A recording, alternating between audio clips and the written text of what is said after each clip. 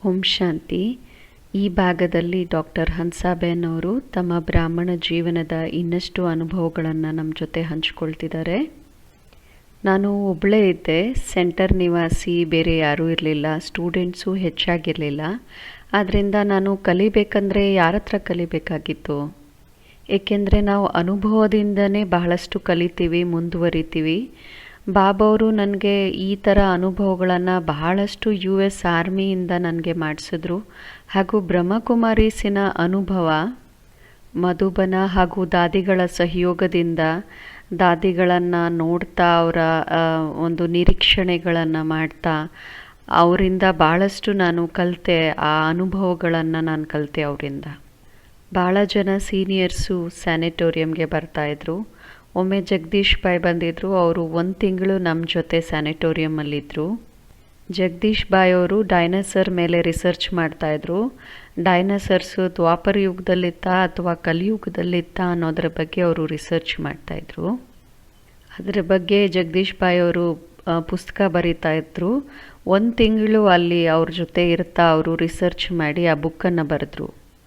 ಸ್ಯಾನಿಟೋರಿಯಮಲ್ಲಿ ಡೈನೋಸರ್ಸ್ನ ಅವಶೇಷಗಳು ಬಹಳ ಕಡೆ ಇದೆ. ಅದರದ್ದು ಬೋನ್ಸ್ ಎಲ್ಲ ಕಡೆ ಸಿಗತ್ತೆ.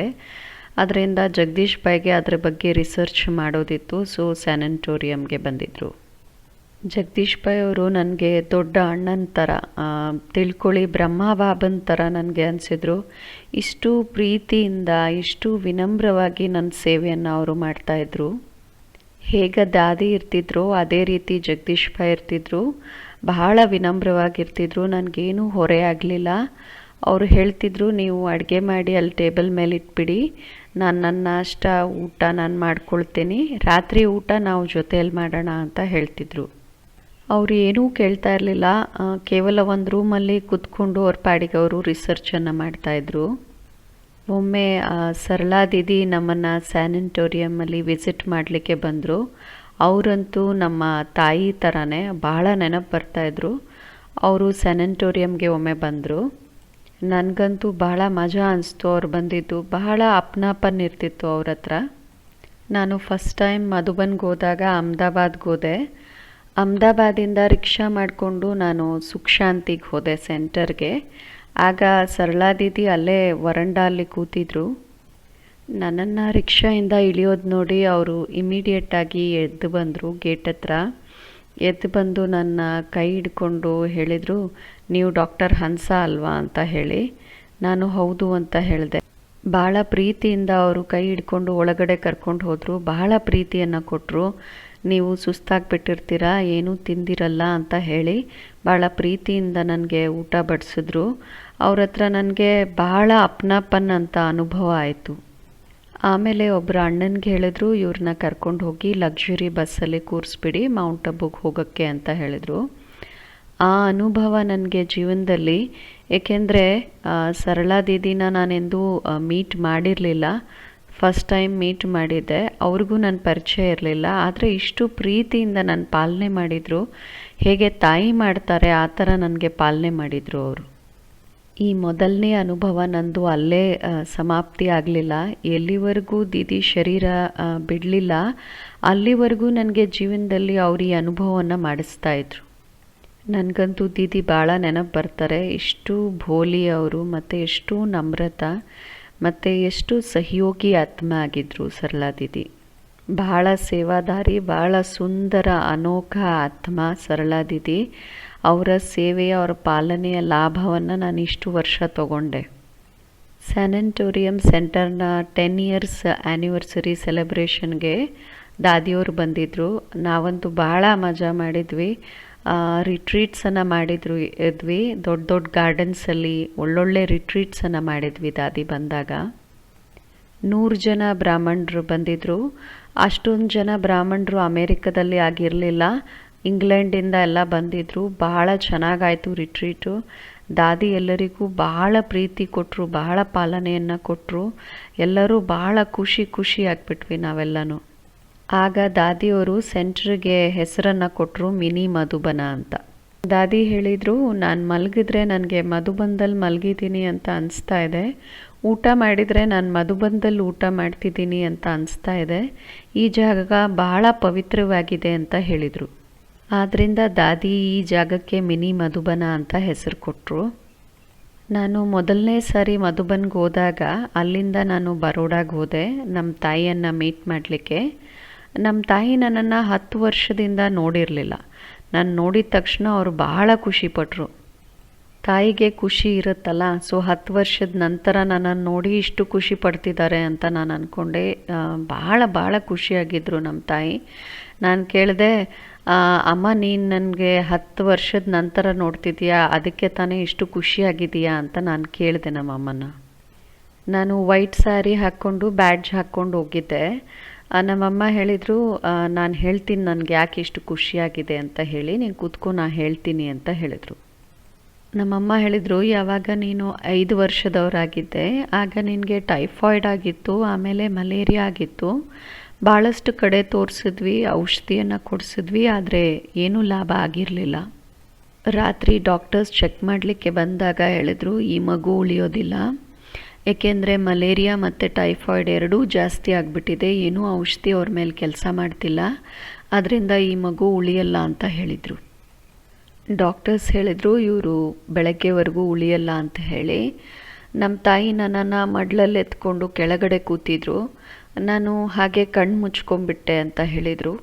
ಅಂದರೆ ಅನ್ಕಾನ್ಷಿಯಸ್ ಆಗ್ತಿದ್ದಾರೆ ಅನ್ನೋ ಥರ ಅನಿಸ್ತು ನಮ್ಮ ಅಮ್ಮನಿಗೆ. ಸೊ ಇನ್ನು ಉಳಿಯಲ್ಲ ಇವರು ಅಂತ ಹೇಳಿ ಅವ್ರ ಮಡ್ಲಿಂದ ನನ್ನನ್ನು ಕೆಳಗಡೆ ಇಟ್ಟರು. ನಾನು ಮಗುನ ಕೆಳಗಡೆ ಇಟ್ಟ ತಕ್ಷಣ ನನ್ನ ಎದುರುಗಡೆ ಒಂದು ಬಹಳ ತೇಜಸ್ವಿ ಸಫೇದ್ ವೈಟ್ ಬೆಳ್ಳಗಿರುವಂತಹ ಒಂದು ಪ್ರಕಾಶಮಯ ವ್ಯಕ್ತಿ ನನ್ನ ಮುಂದೆ ಬಂದರು. ನಾನು ಅವ್ರನ್ನ ಕೇಳಿದೆ, ನನ್ನ ಮಗುನ ಕರ್ಕೊಂಡು ಹೋಗಲಿಕ್ಕೆ ನೀವು ಬಂದಿದ್ದೀರಾ ಅಂತ ಕೇಳಿದೆ. ಆ ತೇಜಸ್ವಿ ವ್ಯಕ್ತಿ ಹೇಳಿದರು, ಇಲ್ಲ ಇವ್ರು ನನ್ನ ಮಗುವಾಗಿದ್ದಾರೆ, ಆದರೆ ನಾನು ಈ ಮಗುನ ತೊಗೊಂಡು ಹೋಗೋಕ್ಕೆ ಬಂದಿಲ್ಲ, ಈ ಮಗುಗೇನೂ ಆಗೋದಿಲ್ಲ, ಇವರು ಉಳ್ಕೊಳ್ತಾರೆ, ನೀವು ಅವರನ್ನು ನಿಮ್ಮ ಮಡ್ಲಿಗೆ ತಗೊಳ್ಳಿ ಅಂತ ಹೇಳಿದರು. ನಮ್ಮಮ್ಮ ಹೇಳಿದರು. ನಾನಂತೂ ಇದನ್ನು ಕೇಳಿ ಬಹಳ ಖುಷಿಯಾಗ್ಬಿಟ್ಟೆ. ಇಮ್ಮಿಡಿಯೇಟಾಗಿ ನಾನು ನಿನ್ನನ್ನು ಮಡ್ಲಿಕ್ಕೆ ತೊಗೊಂಡೆ. ತೊಗೊಂಡ ತಕ್ಷಣ ಸ್ವಲ್ಪ ಹೊತ್ತಿಗೆ ನೀನು ಕಣ್ಣು ಓಪನ್ ಮಾಡಿದೆ ಅಂತ ಹೇಳಿದರು. ಸೊ ನಾನು ಯಾವಾಗ ನಿನ್ನನ್ನು ಈ ಬಿಳಿ ಡ್ರೆಸ್ಸಲ್ಲಿ ನೋಡಿದೆ ಆಗ ನನಗೆ ಆ ಸಫೇದ್ ಬಿಳಿ ವಸ್ತ್ರಧಾರಿ ಪ್ರಕಾಶಮಯ ಪುರುಷ ಹೇಳಿದ್ದು ನೆನಪು ಬಂತು. ನಾನಂತೂ ಬಹಳ ಖುಷಿ ಪಡ್ತಾ ಇದ್ದೀನಿ, ಏಕೆಂದರೆ ಅವ್ರು ಹೇಳಿದರು, ನೀವು ನನ್ನ ಮಗು, ನಿನಗೇನಾಗೋದಿಲ್ಲ, ಇವ್ರು ಸಾಯಲ್ಲ ಅಂತ ಹೇಳಿ ಅವರು ನಿನ್ನನ್ನು ಅವ್ರ ಕಡೆ ತೊಗೊಂಡ್ಬಿಟ್ಟಿದ್ದಾರೆ, ಆದ್ದರಿಂದ ನಾನು ಬಹಳ ಖುಷಿಯಾಗಿದ್ದೀನಿ ಅಂತ ಹೇಳಿದರು. ನಾನು ಭಾಳ ಬುಕ್ಸನ್ನು ತೊಗೊಂಡೋಗಿದ್ದೆ ಮನೆಗೆ. ನಾನು ನಮ್ಮ ತಾಯಿನ ಕೇಳಿದೆ, ರಮಾಬಾಬಾ ಅವರ ಚಿತ್ರವನ್ನು ಅದರಿಂದ ತೋರಿಸಿ, ನೀವು ತೇಜಸ್ವಿ ಪುರುಷ ಅಂತ ಹೇಳ್ತಿದ್ರಲ್ಲ, ಇವರೇನಾ ಅವರು ಅಂತ ಹೇಳಿ ನಾನು ರಮಾಬಾಬಾ ಫೋಟೋ ತೋರಿಸಿದೆ. ಅವ್ರು ನೋಡಿದ ತಕ್ಷಣ ಆ ಬುಕ್ಕನ್ನು ಹಿಡ್ಕೊಂಡ್ಬಿಟ್ರು, ಹೌದು ಇವರೇ ಬಂದಿದ್ದಿತ್ತು ಅಂತ ಹೇಳಿ. ನಮ್ಮ ತಾಯಿ ಹೇಳಿದರು, ನೀನು ಸತ್ಯವಾದಂಥ ಮಾರ್ಗದಲ್ಲಿದ್ದೀಯಾ, ಯಾರೂ ನಿನ್ನನ್ನು ತಡೆಯೋದಿಲ್ಲ, ನಾನು ಬಹಳ ಖುಷಿಯಾಗಿದ್ದೀನಿ ನಿನಗೋಸ್ಕರ ಅಂತ ಹೇಳಿದರು. ಒಮ್ಮೆ ಹಿಸ್ಟ್ರಿ ಹಾಲಲ್ಲಿ ನಾನು ಅನುಭವವನ್ನು ಹೇಳ್ತಾ ಇದ್ದೆ. ಅಂದರೆ ಸತ್ತ ಮೇಲೆ ಆ ಶರೀರಿ ಸ್ಥಿತಿಯ ಅನುಭವ ಅಥವಾ ಸಾಯೋ ಟೈಮಲ್ಲಿ ಆ ಶರೀರಿ ಸ್ಥಿತಿಯ ಅನುಭವ ಹೇಗಿರುತ್ತೆ ಅನ್ನೋದ್ರ ಬಗ್ಗೆ ನಾನಲ್ಲಿ ಅನುಭವವನ್ನು ಹಂಚ್ಕೊಳ್ತಾ ಇದ್ದೆ. ಸೊ ನಾನು ಅನುಭವ ಹೇಳಬೇಕಾದ್ರೆ ಅಲ್ಲೆಲ್ಲ ಮಧುಬನ್ ನಿವಾಸಿಗಳಿದ್ದರು. ಆ ಸಭೆಯಲ್ಲಿ ಬಡಿದಾದಿನೂ ಕೂತಿದ್ರು, ಹಿಂದ್ಗಡೆ ಲಾಸ್ಟಲ್ಲಿ ಕೂತಿದ್ರು ಬಡಿದಾದಿ. ನಾನು ಅನುಭವ ಹೇಳಬೇಕಾದ್ರೆ ಅವರು ಕೈ ಮೇಲೆ ಎತ್ತಿದ್ರು. ಹೇಗೆ ಸ್ಕೂಲಲ್ಲಿ ಮಕ್ಕಳು ಕ್ಲಾಸ್ ಕೇಳಬೇಕಾದ್ರೆ ಏನಾದರೂ ಕ್ವೆಶ್ಚನ್ ಅಥವಾ ಏನೋ ಹೇಳಬೇಕಾದ್ರೆ ಕೈ ಎತ್ತಾರಲ್ಲ, ಆ ಥರ ಕೈ ಎತ್ತಿದ್ರು. ನೋಡಿ ದಾದಿ ಎಷ್ಟು ಸಭ್ಯತೆಯನ್ನು ನಮಗೆ ಕಲಿಸ್ತಿದ್ರು. ದಾದಿ ಕೈ ಎತ್ತಿದ್ದನ್ನು ನೋಡಿ ನಾನು ನಿಂತುಬಿಟ್ಟೆ. ಹೇಳಿದೆ, ದಾದಿ ಹೇಳಿ ಏನು ಹೇಳಬೇಕು ಅಂತ. ದಾದಿನೂ ಎದ್ದು ನಿಂತರು. ದಾದಿಯವ್ರು ಹೇಳಿದರು, ನಾನು ಯಾವಾಗ ಚಿಕ್ಕವಳಿದ್ದೆ ಅಲ್ಲ, 6 ವರ್ಷದ ಮಗುವಾಗಿದ್ನಲ್ಲ, ಆಗ ನಾನು ಸಹ ಶರೀರ ಬಿಟ್ಟಿದ್ದೆ ಅಂತ ಹೇಳಿದರು. ನನಗೂ ಸಹ ಇದೇ ಥರ ಭಾಳ ಸುಂದರ ಶರೀರಿ ಸ್ಥಿತಿಯ ಅನುಭವ ಆಗಿತ್ತು. ನಾನು ಭಾಳ ಚಿಕ್ಕವಳಿದ್ದೆ, ನಾನು ಭಗವಂತನ ಹತ್ರ ತಲುಪಿಬಿಟ್ಟಿದ್ದೆ. ಭಗವಂತ ನನಗೆ ಭಾಳ ಭಾಳ ಮಧುರ ದೃಷ್ಟಿಯಿಂದ ನೋಡ್ತಾ ಹೇಳಿದರು, ನೀನೇನಕ್ಕೆ ಇಲ್ಲಿ ಬಂದಿದೀಯಾ, ನೀನು ವಾಪಸ್ ಹೋಗು, ಏಕೆಂದರೆ ನೀನು ಭಾಳಷ್ಟು ಕೆಲಸಗಳನ್ನು ಮಾಡಬೇಕಾಗಿದೆ, ಅದೆಲ್ಲ ಮುಗಿಸ್ಬಿಟ್ಟು ಆಮೇಲೆ ನನ್ನ ಹತ್ರ ಬಾ ಅಂತ ಹೇಳಿದರು. ಭಗವಂತ ನನ್ನನ್ನು ವಾಪಸ್ ಕಳಿಸ್ಬಿಟ್ರು ಅಂತ ದಾದಿ ಪ್ರಕಾಶ್ ಮಣಿಯವರು ತಮ್ಮ ಅನುಭವವನ್ನು ಹೇಳಿದರು.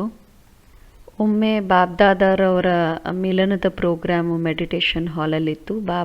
ಬಾಬ್ದಾದಾರವರ ಆಗಮನ ಆಗಿತ್ತು. ಬಾಬಾ ಅವರು ಮುರಳಿಯನ್ನು ನುಡಿಸಿದ್ರು.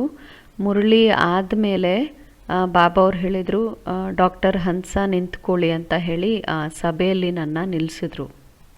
ನಾನು ಬಾಬಾ ಅವ್ರ ಹತ್ರದಲ್ಲೇ ಅಲ್ಲೇ ಕೂತಿದ್ದೆ. ಸೊ ನಾನು ನಿಂತ್ಕೊಂಡೆ. ಬಾಬಾ ಅವ್ರು ಹೇಳಿದರು, ಇನ್ನೂ ಹತ್ರ ಬನ್ನಿ, ನನ್ನ ಹತ್ರ ಬನ್ನಿ ಅಂತ ಹೇಳಿದರು.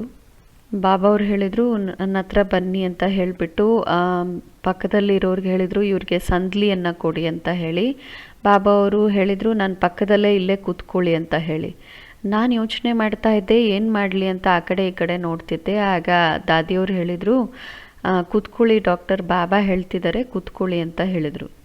ಸೊ ನನಗೆ ಸಂದ್ಲಿಯನ್ನು ಕೊಟ್ಟರು. ನಾನು ಬಾಬ್ದಾದಾರವ್ರ ಪಕ್ಕದಲ್ಲೇ ಕೂತ್ಕೊಂಡೆ. ಬಾಬಾ ಅವರು ಹೇಳಿದರು, ಇನ್ನೂ ಹತ್ರ ಬನ್ನಿ ಅಂತ. ನಾನು ಏಕ್ದಮ್ ಬಾಬ್ದಾದಾರವರ ಹತ್ರ ಹೋಗಿ ಕುಳಿತುಕೊಂಡೆ. ಬಾಬಾ ಅವರು ತನ್ನ ಕೈಯನ್ನು ನನ್ನ ಹೆಗಲ ಮೇಲೆ ಹಾಕ್ಕೊಂಡು ನನ್ನ ಹತ್ರ ಆಲಿಂಗನೆ ಮಾಡಿಕೊಂಡ್ರು. ನಾನಂತೂ ಈ ಪ್ರಪಂಚದಿಂದನೇ ಹಾರೋಗ್ಬಿಟ್ಟೆ. ಬಹಳ ಬಹಳ ಖುಷಿ ಆಯಿತು ನನಗೆ, ಆದರೆ ಸ್ವಲ್ಪ ನಾಚಿಕೆನೂ ಆಯಿತು. ಬಾಬಾ ಅವರು ಈ ತುಂಬು ಸಭೆಯಲ್ಲಿ ನನಗೆ ಇಷ್ಟು ಪ್ರೀತಿಯನ್ನು ಕೊಡ್ತಿದ್ದಾರೆ ಮತ್ತು ಇಷ್ಟು ದೃಷ್ಟಿ ಕೊಡ್ತಿದ್ರು ಬಾಬಾ ನನಗೆ.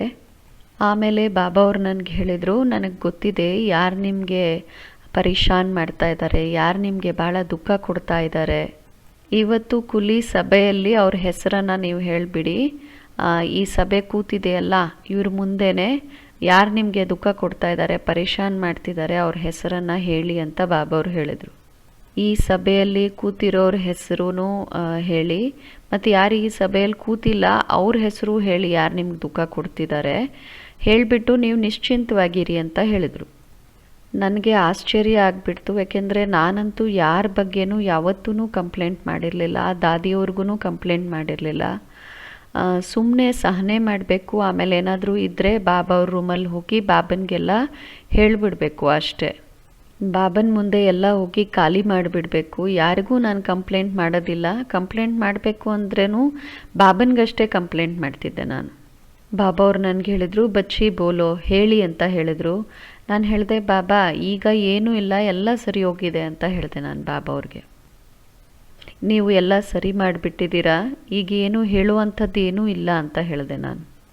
ಆಮೇಲೆ ಬಾಬಾ ಅವ್ರು ಹೇಳಿದರು, ಮಗು, ಈ ಪ್ರಪಂಚದಲ್ಲಿ ಈರ್ಷೆ ಮಾಡೋರು ಬಹಳ ಇದ್ದಾರೆ, ಈರ್ಷ್ಯಾ ದ್ವೇಷ ಬಹಳ ಇದೆ ಅಂತ ಹೇಳಿದ್ರು. ಬರೀ ಸಭೆಯಲ್ಲಿ ಹೇಳಿದರು, ನೀವಿದ್ರ ಬಗ್ಗೆ ಅಟೆನ್ಷನ್ ಕೊಡಿ, ಗಮನ ಇಟ್ಕೊಳ್ಳಿ ಅಂತ ಹೇಳಿದರು ಬಾಬಾ ಅವರು. ನಾನು ಇದನ್ನು ಕೇಳಿ ಭಾಳ ಶಾಂತವಾಗಿಬಿಟ್ಟೆ. ಆಮೇಲೆ ನಾನು ಗದ್ದಿಯಿಂದ ಇಳಿದುಬಿಟ್ಟೆ.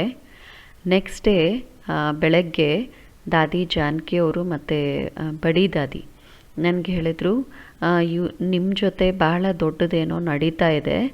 ಬಾಬಾ ಅವ್ರು ನಮಗೆ ಇಶಾರ ಮಾಡಿದರು, ನೀವು ಯಾಕೆ ನಮಗೆ ಹೇಳಲಿಲ್ಲ ಅಂತ ಕೇಳಿದ್ರು.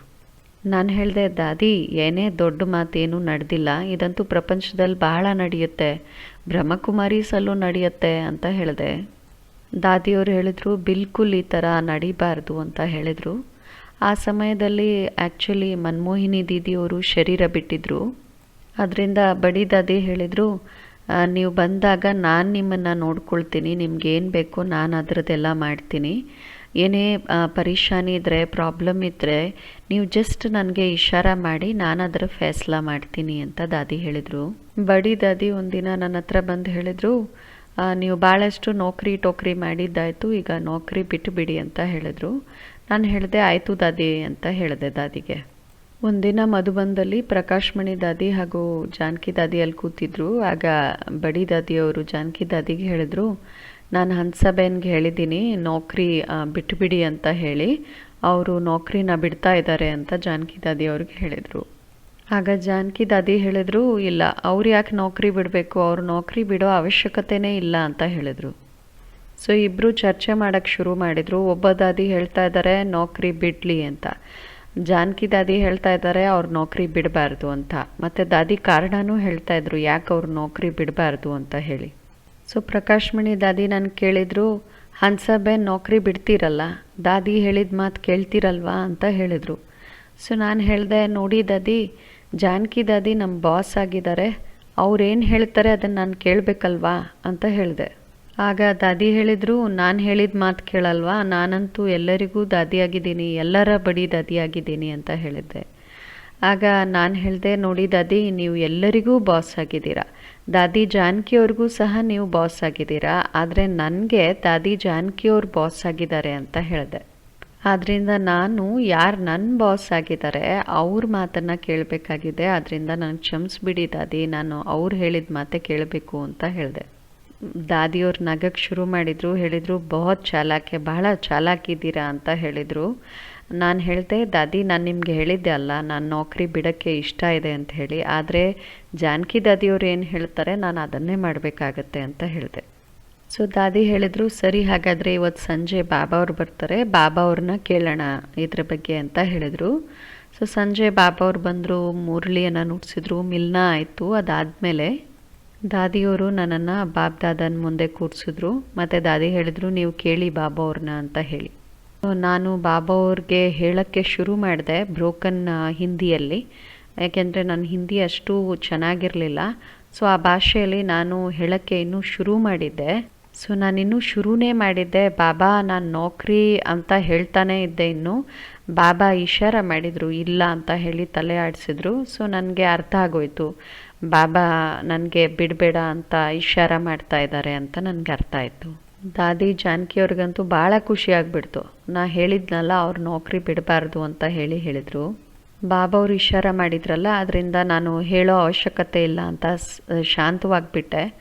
ಆಮೇಲೆ ಬಾಬಾ ಅವ್ರು ಹೇಳಿದ್ರು, ಮಗು, ಬಾಬಾ ಅವ್ರು ಈ ರೀತಿ ಹೇಳೋಕ್ಕೆ ಮುಂಚೆ ನನ್ನ ಮನಸ್ಸಲ್ಲಿ ಸ್ವಲ್ಪ ಯೋಚನೆ ಮಾಡ್ತಾಯಿದ್ದೆ, ಸ್ವಲ್ಪ ನಾರಾಜು ಆಗಿದ್ದೆ. ಬಾಬಾ ಅವ್ರು ಎಲ್ಲರಿಗೂ ನೌಕರಿ ಟೋಕರಿ ಆಗಿದೆ, ಅದನ್ನು ಬಿಟ್ಬಿಡಿ ಅಂತ ಹೇಳ್ತಾಯಿದ್ರು. ನಾನಂತೂ ಭಾಳ ಖುಷಿಯಾಗಿದ್ದೆ ದಾದಿಯವ್ರು ಹೇಳಿದಾಗ, ನೀನು ನೌಕರಿ ಬಿಟ್ಬಿಡು ಅಂತ ಹೇಳಿ. ಆದರೆ ಬಾಬಾ ನನಗೆ ಮಾತ್ರ ನೌಕರಿ ಬಿಡಬೇಡ ಅಂತ ಹೇಳ್ತಾ ಇದ್ದಾರೆ ಅಂತ ಸ್ವಲ್ಪ ಮನಸ್ಸಲ್ಲಿ ಯೋಚನೆ ಮಾಡ್ತಾಯಿದ್ದೆ. ನಾನು ಇದು ಮನಸ್ಸಲ್ಲಿ ಜಸ್ಟ್ ಯೋಚನೆ ಮಾಡ್ತಾಯಿದ್ದೆ, ಬಾಯಿಂದ ಏನೂ ಹೇಳಿರಲಿಲ್ಲ, ಶಾಂತವಾಗಿದ್ದೆ. ಬಾಬಾ ಅವ್ರು ಹೇಳಿದರು, ಬಚ್ಚಿ ನೀನು ನೌಕರಿನ ಬಿಡಬಾರ್ದು, ನೀನು ಬೇರೆ ಏನೂ ಸೇವೆ ಮಾಡೋ ಅವಶ್ಯಕತೆ ಇಲ್ಲ ಅಂತ. ಆಗ ನಾನು ಯೋಚನೆ ಮಾಡ್ತಾಯಿದ್ದೆ, ನಾನು ಯಾವ ಸೇವೆಗೂ ಲಾಯಕ್ಕೆ ಇಲ್ವಾ ಅಂತ ಹೇಳಿ. ಆದ್ದರಿಂದನೇ ಬಾಬಾ ಅವ್ರು ನನಗೆ ನೌಕರಿ ಬಿಡಬೇಡ ಅಂತ ಹೇಳ್ತಾ ಇರ್ಬೋದು ಅಂತ ನಾನು ಯೋಚನೆ ಮಾಡಿದೆ. ಆಗ ಬಾಬಾ ಅವ್ರು ಹೇಳಿದರು, ಬಚ್ಚಿ, ಬಾಬಾ ಅವರಿಗೆ ನಿನ್ನ ನೌಕರಿಯ ಹಣ ಬೇಕಾಗಿಲ್ಲ, ನಾನು ನಿನಗೆ ಹೇಳ್ತಾ ಇದ್ದೀನಿ, ನೀನು ಬೇರೆ ಏನು ಸೇವೆ ಮಾಡೋ ಅವಶ್ಯಕತೆ ಇಲ್ಲ. ನೀನು ಸೆಂಟ್ರಲ್ಲಿ ಊಟ ಮಾಡು, ಆಮೇಲೆ ಮಲಕ್ಕೋ, ಆಮೇಲೆ ನೌಕರಿ ಮಾಡು ಅಂತ ಹೇಳಿದ್ರು. ನಿನ್ನ ಕೈಯಲ್ಲಿ ಏನು ಸೇವೆ ಆದರೆ ಆ ಸೇವೆ ಮಾಡು, ಬಾಕಿ ಏನು ಎಕ್ಸ್ಟ್ರಾ ನೀವು ಸೇವೆ ಮಾಡೋ ಅವಶ್ಯಕತೆ ಇಲ್ಲ. ಯಾಕೆ ಅಂತ ಗೊತ್ತಾ ಅಂತ ಬಾಬಾ ಕೇಳಿದರು. ಬಾಬಾ ಅವ್ರು ಹೇಳಿದರು, ನಾನು ನಿನ್ನ ಭವಿಷ್ಯ ಫುಲ್ಲು ನಾನು ಈ ಸಮಯದಲ್ಲಿ ನಿನಗೆ ಹೇಳೋಕ್ಕಾಗೋದಿಲ್ಲ, ಆದರೆ ನಾನು ನಿನಗೆ ಸ್ವಲ್ಪ ಹೇಳ್ತೀನಿ ಅಂತ ಹೇಳಿದ್ರು. ಯಾಕೆಂದರೆ ಬಾಬಂಗೆ ಗೊತ್ತಿತ್ತು ನಾನು ಸ್ವಲ್ಪ ಬೇಜಾರು ಮಾಡ್ಕೊಂಡ್ಬಿಟ್ಟಿದ್ದೆ ಅಂತ ಹೇಳಿ. ಯಾವಾಗ ನಿಮ್ಮ ಹೆಸರು ಡಾಕ್ಟರ್ ಹನ್ಸಾ ರಾವಲ್ ಅಂತ ಕೇಳ್ತಾರೆ, ಆಗ ಇಮಿಡಿಯೇಟಾಗಿ ಅದರಿಂದ ಬೇಹದ್ದಿನ ಸೇವೆ ಆಗಿಬಿಡುತ್ತೆ. ನನಗೆ ಕೇವಲ ನಿಮ್ಮ ಹೆಸರು ಬೇಕು ಅಂತ ಹೇಳಿದರು ಬಾಬಾ ಅವರು. ಮತ್ತು ನಿಮ್ಮದೇನು ಮಿಲ್ಟ್ರಿ ರ್ಯಾಂಕ್ ಇದೆ, ಕರ್ನಲ್ದು ಮಿಲ್ಟ್ರಿ ಆಫೀಸರ್ನ ರ್ಯಾಂಕ್ ಇದೆ, ಅದು ನನಗೆ ಬೇಕು ಅಂತ ಹೇಳಿದರು ಬಾಬಾ ಅವರು. ಏಕೆಂದರೆ ನನಗೆ ಪ್ರಪಂಚದಲ್ಲಿ ಈ ಥರ ಡಾಕ್ಟ್ರು ಹಾಗೂ ಯಾರು US ಮಿಲ್ಟ್ರಿಯಲ್ಲಿ ಕರ್ನಲ್ ದರ್ಜೆಯಲ್ಲಿರುವಂತಹ ಆಫೀಸರ್ ಆಗಿದ್ದಾರೆ, ಇಂಥವರು ನನಗೆ ಪ್ರಪಂಚದಲ್ಲಿ ಬೇರೆ ಯಾರೂ ಸಿಗೋದಿಲ್ಲ. ಆದ್ದರಿಂದ ನೀವು ನೌಕರಿ ಮಾಡಬೇಕು, ಮಿಲ್ಟ್ರಿಯಲ್ಲೇ ನೌಕರಿ ಮಾಡಬೇಕು ಅಂತ ಹೇಳಿದರು ಬಾಬಾ ಅವರು. ಬಾಕಿ ನೀವೇನು ಸೇವೆ ಮಾಡೋ ಅವಶ್ಯಕತೆ ಇಲ್ಲ, ನಿಮ್ಮ ಹೆಸರೇ ಸೇವೆ ಮಾಡುತ್ತೆ, ಅದರಿಂದ ನೀವು ನಿಶ್ಚಿಂತವಾಗಿರಿ ಅಂತ ಹೇಳಿದರು. ಬಾಬಾ ಅವ್ರು ಹೇಳಬೇಕಾದ್ರೆ ಈ ಮಾತನ್ನು ಎಲ್ಲರೂ ಕೇಳ್ತಾಯಿದ್ರು, ದಾದಿರೂ ಕೇಳ್ತಾಯಿದ್ರು, ಇಡೀ ಸಭೆ ಕೇಳ್ತಾಯಿತ್ತು. ಅದಾದಮೇಲೆ ನಾನು ಬಾಬಾ ಅವರಿಂದ ದೃಷ್ಟಿ ತಗೊಳ್ತಾ ಇದ್ದೆ. ಬಾಬಾ ಭಾಳ ಪವರ್ಫುಲ್ ದೃಷ್ಟಿಯನ್ನು ಕೊಡ್ತಿದ್ರು ನನಗೆ. ಅದಾದಮೇಲೆ ಬಾಬಾ ಹೇಳಿದರು, ಮಗು, ಭಗವಂತನ ನೆನಪು ಮಾಡೋಕ್ಕೆ ಮುಂಚೆ ಎಲ್ಲ ಆತ್ಮಗಳು ನಿಮ್ಮನ್ನು ನೆನಪು ಮಾಡ್ಕೊಳ್ತಾರೆ, ನಿಮ್ಮ ಮೂರ್ತಿ ಅವ್ರ ಮುಂದೆ ಬರುತ್ತೆ ಅಂತ ಹೇಳಿದ್ರು. ಅವರೆಲ್ಲ ಫಸ್ಟು ನಿಮ್ಮನ್ನು ನೆನಪು ಮಾಡ್ಕೊಳ್ತಾರೆ, ಆಮೇಲೆ ಭಗವಂತನನ್ನು ನೆನಪು ಮಾಡ್ತಾರೆ ಅಂತ ಹೇಳಿದರು. ನನಗಂತೂ ಏನೂ ಅರ್ಥ ಆಗಿಲ್ಲ ಬಾಬಾ ಹಂಗೆ ಹೇಳಿದಾಗ. ಅದಾದಮೇಲೆ ನಾನು ಕೆಲಸ ಬಿಡಲಿಲ್ಲ. ಕೆಲವು ವರ್ಷ ಆದಮೇಲೆ ಗ್ಲೋಬಲ್ ಹಾಸ್ಪಿಟಲ್ ಶುರುವಾಯಿತು ಮಧುಬನದಲ್ಲಿ. ಸೊ ಬಡಿ ದಾದಿ ಹಾಗೂ ನಿರ್ವೇರ್ಬಾಯಿ ಅವರ ಇಚ್ಛೆ ಆಗಿತ್ತು ನಾನು ಗ್ಲೋಬಲ್ ಹಾಸ್ಪಿಟಲ್ನ ಡೈರೆಕ್ಟರ್ ಆಗಬೇಕು ಅಂತ ಹೇಳಿ. ನನ್ನನ್ನು ಕೇಳಿದ್ರು, ನೀವು ಆಗ್ತೀರಾ ಡೈರೆಕ್ಟರು ಅಂತ ಹೇಳಿ. ನಾನು ಹೇಳಿದೆ, ಬಾಬ್ದಾದ ಪರ್ಮಿಷನ್ ಕೊಟ್ಟರೆ ನಾನು ಆಗ್ತೀನಿ ಅಂತ ಹೇಳಿದೆ. ಸಂಜೆ ಬಾಬಾ ಅವ್ರ ಮೆಲ್ನ ಇತ್ತು. ಆಗ ನಿರ್ವೇರ್ಬಾಯಿ ಹಾಗೂ ಬಡಿ ದಾದಿ ಬಾಬಾ ಅವ್ರನ್ನ ಕೇಳಿದರು, ನಮ್ಮ ಇಚ್ಛೆ ಇದೆ ಹನ್ಸಾಬೆಯನ್ನು ಇಲ್ಲಿ ಗ್ಲೋಬಲ್ ಹಾಸ್ಪಿಟಲ್ ಡೈರೆಕ್ಟರ್ ಆಗಬೇಕು ಅಂತ ಹೇಳಿ. ಬಾಬಾ ಅದಕ್ಕೆ ಮನ ಮಾಡಿಬಿಟ್ರು. ಬಾಬಾ ಹೇಳಿದ್ರು, ಅವರು ಎಲ್ಲಿದ್ದಾರೆ ಅಲ್ಲೇ ಅವರು ಸೇವೆ ಮಾಡಬೇಕು, ಅವ್ರ ಸೇವೆನೇ ಬೇರೆ, ಆದ್ದರಿಂದ ಅವರು ಇಲ್ಲಿ ಬರೋದು ಬೇಡ ಅಂತ ಹೇಳಿದ್ರು ಬಾಬಾ ಅವರು. ಇಲ್ಲೇ ಭಾರತದಲ್ಲಿ ಅನೇಕರು ದೊಡ್ಡವ್ರು ಸಿಗ್ತಾರೆ, ಅವರಲ್ಲಿ ಯಾರಾದರೂ ಡೈರೆಕ್ಟರ್ ಆಗ್ಬೋದು, ಆದರೆ ಹನ್ಸಾಬೆನ್ ಡೈರೆಕ್ಟರ್ ಆಗೋಂಗಿಲ್ಲ, ಅವರು ಅಲ್ಲೇ ಇರಬೇಕು ಅಂತ ಹೇಳಿದ್ರು. ಸೊ ಬಾಬಾ ಅವ್ರು ನನಗೆ ಅದರಿಂದನೂ ಚುಟ್ಟಿ ಕೊಟ್ಬಿಟ್ರು, ಅಲ್ಲಿ ನೌಕರಿ ಮಾಡೋದು ಬೇಡ ಅಂತ ಹೇಳಿ. ನಾನಂತೂ ಅಂದ್ಕೊಂಡಿದ್ದೆ, ಒಂದು ವೇಳೆ ನಾನು ಮಧುಬನಿಗೆ ಬಂದುಬಿಟ್ರೆ ಬಹಳ ಮಜಾ ಇರುತ್ತೆ, ಯಾಕೆಂದರೆ ಟ್ಯಾಕ್ಸಸ್ಸಲ್ಲಿ ನಾನು ಒಬ್ಬಳೇ ಇರ್ತಾಯಿದ್ದೆ, ಒಬ್ಬಳೇ ಎಲ್ಲ ಸೇವೆಗಳನ್ನು ಮಾಡಬೇಕಾಗಿತ್ತು. ಸೊ ಬಾಬಾ ಅವರು ಅದನ್ನು ಬೇಡ ಅಂತ ಹೇಳಿಬಿಟ್ರು. ದಾದಿಯವರು ಯಾವಾಗಾದರೂ ನನಗೆ ಫೋನ್ ಮಾಡಿದರೆ ಫಸ್ಟು ಅವ್ರು ಕೇಳೋರು, ಇವತ್ತು ಏನು ತಿಂದೆ ಅಂತ ಹೇಳಿಬಿಟ್ಟು. ನಾನಂತೂ ಕಂಪ್ಲೀಟಾಗಿ ಮರ್ತೋಗ್ಬಿಡ್ತಾ ಇದ್ದೆ. ಒಂದೊಂದು ಸತಿ ಹೇಳ್ತಾ ಇದ್ದೆ, ದಾದಿ ನಾನು ಬೆಳಗ್ಗೆ ಸ್ಯಾಂಡ್ವಿಚ್ ತಿಂದೆ ಪೀನಟ್ ಬಟರ್ ಜೊತೆ, ಮಧ್ಯಾಹ್ನ ಪಾಪ್ಕಾರ್ನ್ ತಿಂದೆ, ರಾತ್ರಿ ನಾನು ಸೀರಿಯಲ್ ಮತ್ತು ಮಿಲ್ಕ್ ಜೊತೆ ಸೀರಿಯಲ್ ತಿಂದು ಮಲ್ಕೊಂಬಿಟ್ಟೆ, ನನಗೆ ಟೈಮೇ ಇಲ್ಲ ಈ ಅಡುಗೆ ಮಾಡ್ಕೊಳ್ಳೋಕ್ಕೆ ಅಂತ ಹೇಳಿದೆ. ಮತ್ತು ಹೇಳಿದೆ, ದಾದಿ ನಾನು ಹಾಸ್ಪಿಟ್ಲಿಂದ ಬರೋ ಅಷ್ಟೊತ್ತಿಗೆ 7 ಗಂಟೆ ಆಗಿರುತ್ತೆ, ಸ್ಟೂಡೆಂಟ್ಸ್ ಆಲ್ರೆಡಿ ಅಲ್ಲಿ ನಿಂತಿರ್ತಾರೆ, ಅವ್ರನ್ನ ಅಟೆಂಡ್ ಮಾಡಿ ಅವರು ಹೋಗೋ ಅಷ್ಟೊತ್ತಿಗೆ 8:30 ಆಗಿಬಿಡುತ್ತೆ, ನನಗೂ ಹೊಟ್ಟೆ ಹಸಿತಾ ಇರುತ್ತೆ, ಅದರಿಂದ ಅಡುಗೆ ಮಾಡ್ಕೊಳ್ಳೋಕ್ಕೂ ಟೈಮ್ ಇರೋದಿಲ್ಲ, ಏಕೆಂದರೆ ನಾನು ಹಾಸ್ಪಿಟ್ಲಲ್ಲೂ ಸಹ ಏನೂ ತಿನ್ನೋಕ್ಕಾಗೋದಿಲ್ಲ, ಅದರಿಂದ ನಾನು ಈ ಥರ ತಿಂತೀನಿ ಅಂತ ಹೇಳಿದೆ. ಸೊ ನಾನು ಪ್ರತಿನಿತ್ಯ ಸೀರಿಯಲ್ ಮತ್ತು ಹಾಲನ್ನು ತಗೊಂಡು ನಾನು ಮಲಗಿಬಿಡ್ತೀನಿ ಅಂತ ಹೇಳಿದೆ. ಆಗ ದಾದಿ ಹೇಳಿದರು, ಮತ್ತು ಬಾಬನ್ಗೆ ಏನು ಇಡ್ತೀಯಾ ಅಂತ ಹೇಳಿ. ನಾನು ಹೇಳಿದೆ, ನಾನೇನು ತಿಂತೀನೋ ಅದನ್ನೇ ಬಾಬನ್ಗೆ ಇಡ್ತೀನಿ, ನಾನು ಸೀರಿಯಲ್ ಮತ್ತು ಹಾಲೇ ಇಡ್ತೀನಿ ಬಾಬನ್ಗೆ ಅಂತ ಹೇಳಿದೆ. ದಾದಿ ಅವಾಗ ಹೇಳಿದರು, ಬಿಲ್ಕುಲ್ ಈ ಥರ ಇರಬಾರ್ದು, ಈ ಥರನ ಜೀವನ ಮಾಡೋದು ಅಂತ ಹೇಳಿದ್ರು. ನಾನು ಹೇಳಿದೆ, ದಾದಿ ನಾನು ಬಿಲ್ಕುಲ್ ಸ್ವಸ್ಥವಾಗಿದ್ದೀನಿ, ಏಕೆಂದರೆ ಆರ್ಮಿಯಲ್ಲಿದ್ದೀನಿ ಅಂದಾಗ ನಾನು ಚೆನ್ನಾಗಿದ್ದೀನಿ ಅಂತ ಹೇಳಿದೆ ದಾದಿಗೆ. ಆದ್ದರಿಂದ ನಾನು ಯಾವಾಗ ಮಧುಬನ್ಗೆ ಹೋದ್ರೂ ದಾದಿ ಹೇಳೋರು, ನೀನು ಬೆಳಗ್ಗೆ ಮಧ್ಯಾಹ್ನ ರಾತ್ರಿ ಎಲ್ಲ ಟೈಮು ನನ್ನ ಜೊತೆನೇ ನೀನು ಪ್ರತಿನಿತ್ಯ ಊಟ ಮಾಡಬೇಕು ಮಧುಬನದಲ್ಲಿ ಅಂತ ಹೇಳ್ತಾಯಿದ್ರು. ನಾನು ಮಧುಬನ್ಗೆ ಹೋಗಿದ ತಕ್ಷಣ ದಾದಿಯವರು ಒಂದು ಅಣ್ಣನಿಗೆ ಹೇಳ್ತಾಯಿದ್ರು, ನನಗೆ ಒಂದು ಬುಕ್ ಕೊಡಿ, ಮತ್ತು ನನಗೆ ಹೇಳ್ತಿದ್ರು, ನೀನು ಈ ಬುಕ್ಕಲ್ಲಿ ನಿನ್ಗೇನೇನು ಬೇಕು ಅಂತೆಲ್ಲ ಇದರಲ್ಲಿ ಬರೆದು ಬಿಡು ಅಂತ ಹೇಳೋರು. ದಾದಿಯವ್ರು ಹೇಳ್ತಿದ್ರು, ನೀನು ಎಷ್ಟು ದಿನ ಇರ್ತೀಯ, ಯಾವಾಗ ಹೋಗ್ತೀಯ, ಎಲ್ಲನೂ ಸಹ ಬುಕ್ಕಲ್ಲಿ ಬರೆದ್ಬಿಡು, ನಿನ್ಗೇನು ಬೇಕು ಅದನ್ನು ಬರಿ ಅಂತ ಹೇಳ್ತಿದ್ರು. ನಾನು ಹೇಳ್ತಿದ್ದೆ, ದಾದಿ ನಾನು ಇದಕ್ಕೆಲ್ಲ ತಲೆ ಓಡಿಸೋದಿಲ್ಲ, ನನಗೆ ಈ ಥರದೇ ಬೇಕು ಅಂತ ಏನಿಲ್ಲ, ಏನಿದ್ರೂ ನಾನು ತಿಂತೀನಿ ಪರವಾಗಿಲ್ಲ ಅಂತ ಹೇಳಿದೆ. ದಾದಿ ಆ ರೀತಿ ಇಲ್ಲ, ನಿನ್ಗೇನಾದರೂ ಒಂದು ಇಷ್ಟ ಇರುತ್ತಲ್ಲ ಅದನ್ನು ಹೇಳು ಅಂತ ಹೇಳೋರು. ನಾನು ದಾದಿಯವ್ರಿಗೆ ಹೇಳಿದೆ, ದಾದಿ ನಿಮಗೋಸ್ಕರ ಏನೆಲ್ಲ ಮಾಡ್ತಾರೋ ಅದು ಭಂಡಾರಿಯಲ್ಲೂ ಮಾಡ್ತಾರೆ, ನಾನು ಎಲ್ಲ ಭಾಳ ಪ್ರೀತಿಯಿಂದ ತಿಂತೀನಿ, ನನಗೆ ಎಲ್ಲನೂ ಚೆನ್ನಾಗಿದೆ, ನನಗೇನು ಬೇಡ ಬೇರೆ ಅಂತ ಹೇಳಿದೆ. ಏಕೆಂದರೆ ನಿಮ್ಮ ಜೊತೆ ಕೂತ್ಕೊಂಡು ಊಟ ಮಾಡೋದೇ ನನಗೆ ಒಂದು ಭಾಗ್ಯ, ಬಾಕಿ ನನಗಿನ್ನೇನು ಬೇಕಾಗಿಲ್ಲ ಅಂತ ಹೇಳಿದೆ ದಾದಿಯವ್ರಿಗೆ. ನಾನು ಯಾವಾಗೆಲ್ಲ ಮಧುಬನ್ಗೆ ಹೋಗ್ತಾ ಇದ್ನೋ ಆವಾಗ ಮುರಳಿಗೆ ಮತ್ತು ಮಲ್ಗಕ್ಕೆ ಅಷ್ಟೆ, ಬಾಕಿ ಇಡೀ ದಿನ ನಾನು ದಾದಿಯವರ ಅಂಗಸಂಗದಲ್ಲೇ ಇರ್ತಾಯಿದ್ದೆ. ಟೋಲಿ ಕೊಡಬೇಕಾದ್ರೂ ನಾನು ದಾದಿಯವ್ರ ಜೊತೆಯಲ್ಲಿರ್ತಿದ್ದೆ, ಊಟ ಮಾಡಬೇಕಾದ್ರೆ ಜೊತೆಯಲ್ಲಿರ್ತಿದ್ದೆ, ಕ್ಲಾಸ್ ಮಾಡಬೇಕಾದ್ರೆ ನಾನು ಜೊತೆಯಲ್ಲಿರ್ತಿದ್ದೆ. ದಾದಿ ಎಲ್ಲೂ ನನ್ನ ಒಬ್ಬರನ್ನೇ ಬಿಡ್ತಾ ಇರಲಿಲ್ಲ, ಸದಾ ನಾನು ಇಡೀ ದಿನ ದಾದಿಯವ್ರ ಜೊತೆನೇ ಇರ್ತಾಯಿದ್ದೆ. ದಾದಿಗೆ ಗೊತ್ತಿತ್ತು ನೌಕರಿಯಲ್ಲಿ ಯಾವಾಗಲೂ ನಾನು ಬ್ಯುಸಿಯಾಗಿರ್ತೀನಿ, ಸೆಂಟ್ರಲ್ಲೂ ಒಬ್ಬಳೇ ಇರ್ತೀನಿ, ಭಾಳ ಬ್ಯುಸಿಯಾಗಿರ್ತೀನಿ, ಆದ್ದರಿಂದ ನನಗೆ ಪಾಲನೆಯ ಬಹಳ ಅವಶ್ಯಕತೆ ಇದೆ ಅಂತ ದಾದಿಗೆ ಗೊತ್ತಿತ್ತು. ನಾನು ದಾದಿಯವ್ರದ್ದು ಕಾಳಿ ರೂಪನೂ ಸಹ ನೋಡಿದ್ದೀನಿ. ಹೇಗೆ ಕಮಾಂಡ್ರ್ ಇರ್ತಿದ್ರು ಆ ಥರ ಇರ್ತಿದ್ರು ದಾದಿ. ನಾನು ಮಿಲ್ಟ್ರಿಯಲ್ಲೂ ಸಹ ಭಾಳಷ್ಟು ಕಮಾಂಡರ್ಸ್ನ ನೋಡ್ತಿದ್ದೆ. ಅವರು ಭಾಳ ಒಳ್ಳೆ ವ್ಯಕ್ತಿಗಳಾಗ್ತಿದ್ರು, ಆದರೆ ಏನಾದರೂ ನಿರ್ಣಯ ತಗೋಬೇಕು ಅಂತ ಪರಿಸ್ಥಿತಿ ಬಂದಾಗ ಕಾಳಿ ಥರ ಕಮಾಂಡರ್ ಆಗಿಬಿಡ್ತಾಯಿದ್ರು, ನಿರ್ಣಯಗಳನ್ನು ತಗೊಳ್ತಿದ್ರು. ಯಾರಾದರೂ ಆರ್ಮಿಯಲ್ಲಿ ತಪ್ಪು ಮಾಡಿದರೆ ಅದಕ್ಕೆ ದಂಡ ಕೊಡಬೇಕಾಗತ್ತಲ್ಲ. ಸೊ ಕಮಾಂಡರ್ಸ್ ಆ ಟೈಮಲ್ಲಿ ಆ ಒಂದು ಸ್ಥಿತಿಯಲ್ಲಿ ಅಷ್ಟು ಸ್ಟ್ರಿಕ್ಟಾಗಿ ಇರ್ತಿದ್ರು. ನಾನು ದಾದಿನೂ ಸಹ ಆ ಥರ ನೋಡಿದ್ದೆ ಕೆಲವೊಮ್ಮೆ. ಅಂದರೆ ಯಾರಾದರೂ ತಪ್ಪು ಮಾಡ್ತಾರೆ ಅಂತ ಹೇಳಿದರೆ ದಾದಿ ಅಂತರ್ಯಾಮಿ ಆಗ್ತಾಯಿದ್ರು. ಅಂದರೆ ದಾದಿಯ ಕನೆಕ್ಷನ್ನು ಬಾಬಾ ಅವ್ರ ಜೊತೆ ಭಾಳ ಸ್ಟ್ರಾಂಗ್ ಆಗಿ ಇರ್ತಾಯಿತ್ತು. ಆದ್ದರಿಂದ ದಾದಿಗೆ ಇಮ್ಮಿಡಿಯೇಟಾಗಿ ಗೊತ್ತಾಗ್ಬಿಡ್ತಾ ಇತ್ತು ಏನಾಗ್ತಿದೆ ಅಂತ ಹೇಳಿ. ಏನೂ ಹೇಳೋ ಅವಶ್ಯಕತೆ ಇರ್ತಾ ಇರಲಿಲ್ಲ ದಾದಿಗೆ. ಒಂದಿನ ಮಧ್ಯಾಹ್ನ ನಾವು ಮಧುಬನದಲ್ಲಿ ನಾನು ಊಟ ಮಾಡ್ತಾಯಿದ್ದೆ. ಸೊ ದಾದಿಗಳ ಜೊತೆ ದಾದಿ ಗುಲ್ಜಾರ್ ಅವರು ನನ್ನ ಮುಂದೆ ಕೂತಿದ್ರು, ಜಾನಕಿ ದಾದಿ ನನ್ನ ಪಕ್ಕದಲ್ಲಿದ್ದರು, ಮತ್ತು ಬಡಿ ದಾದಿನೂ ಇದ್ದರು, ಜೊತೆಗೆ ಮುನ್ನಿಬೇನು, ಆಮೇಲೆ ದಾದಿ ಅವ್ರ ಜೊತೆ ಇದ್ದಂಥ ಮಧುಬನ್ ಮೋಹಿನಿ ಬೇನ್ ಸಹ ಆವಾಗ ಅಲ್ಲೇ ಜೊತೆಯಲ್ಲಿದ್ದರು. ಸೊ ನಾವೆಲ್ಲ ಊಟ ಮಾಡ್ತಾ ಇದ್ವಿ. ಆ ಟೈಮಲ್ಲಿ ಒಬ್ಬರು ಸೀನಿಯರ್ ಸಿಸ್ಟರ್ ಬಂದರು. ಊಟ ಮಾಡಬೇಕಾದ್ರೆ ಬಂದು ದಾದಿಯವ್ರ ಹತ್ರ ಬಂದು ಅವರು ಒಬ್ಬರು ಅಣ್ಣನ ಹೆಸರು ಹೇಳಿದ್ರು. ಆ ಅಣ್ಣನ ಹೆಸರನ್ನು ಹೇಳ್ತಾ ಅವ್ರು ಹೇಳಿದ್ರು, ಅವರು ನನಗೆ ಭಾಳ ಫೋನ್ಗಳನ್ನು ಮಾಡ್ತಾ ಇದ್ದಾರೆ, ನನಗೆ ಒಬ್ಬರ ಸಿಸ್ಟರ್ನ ಕಳಿಸಿ ಅಂತ ಹೇಳಿ.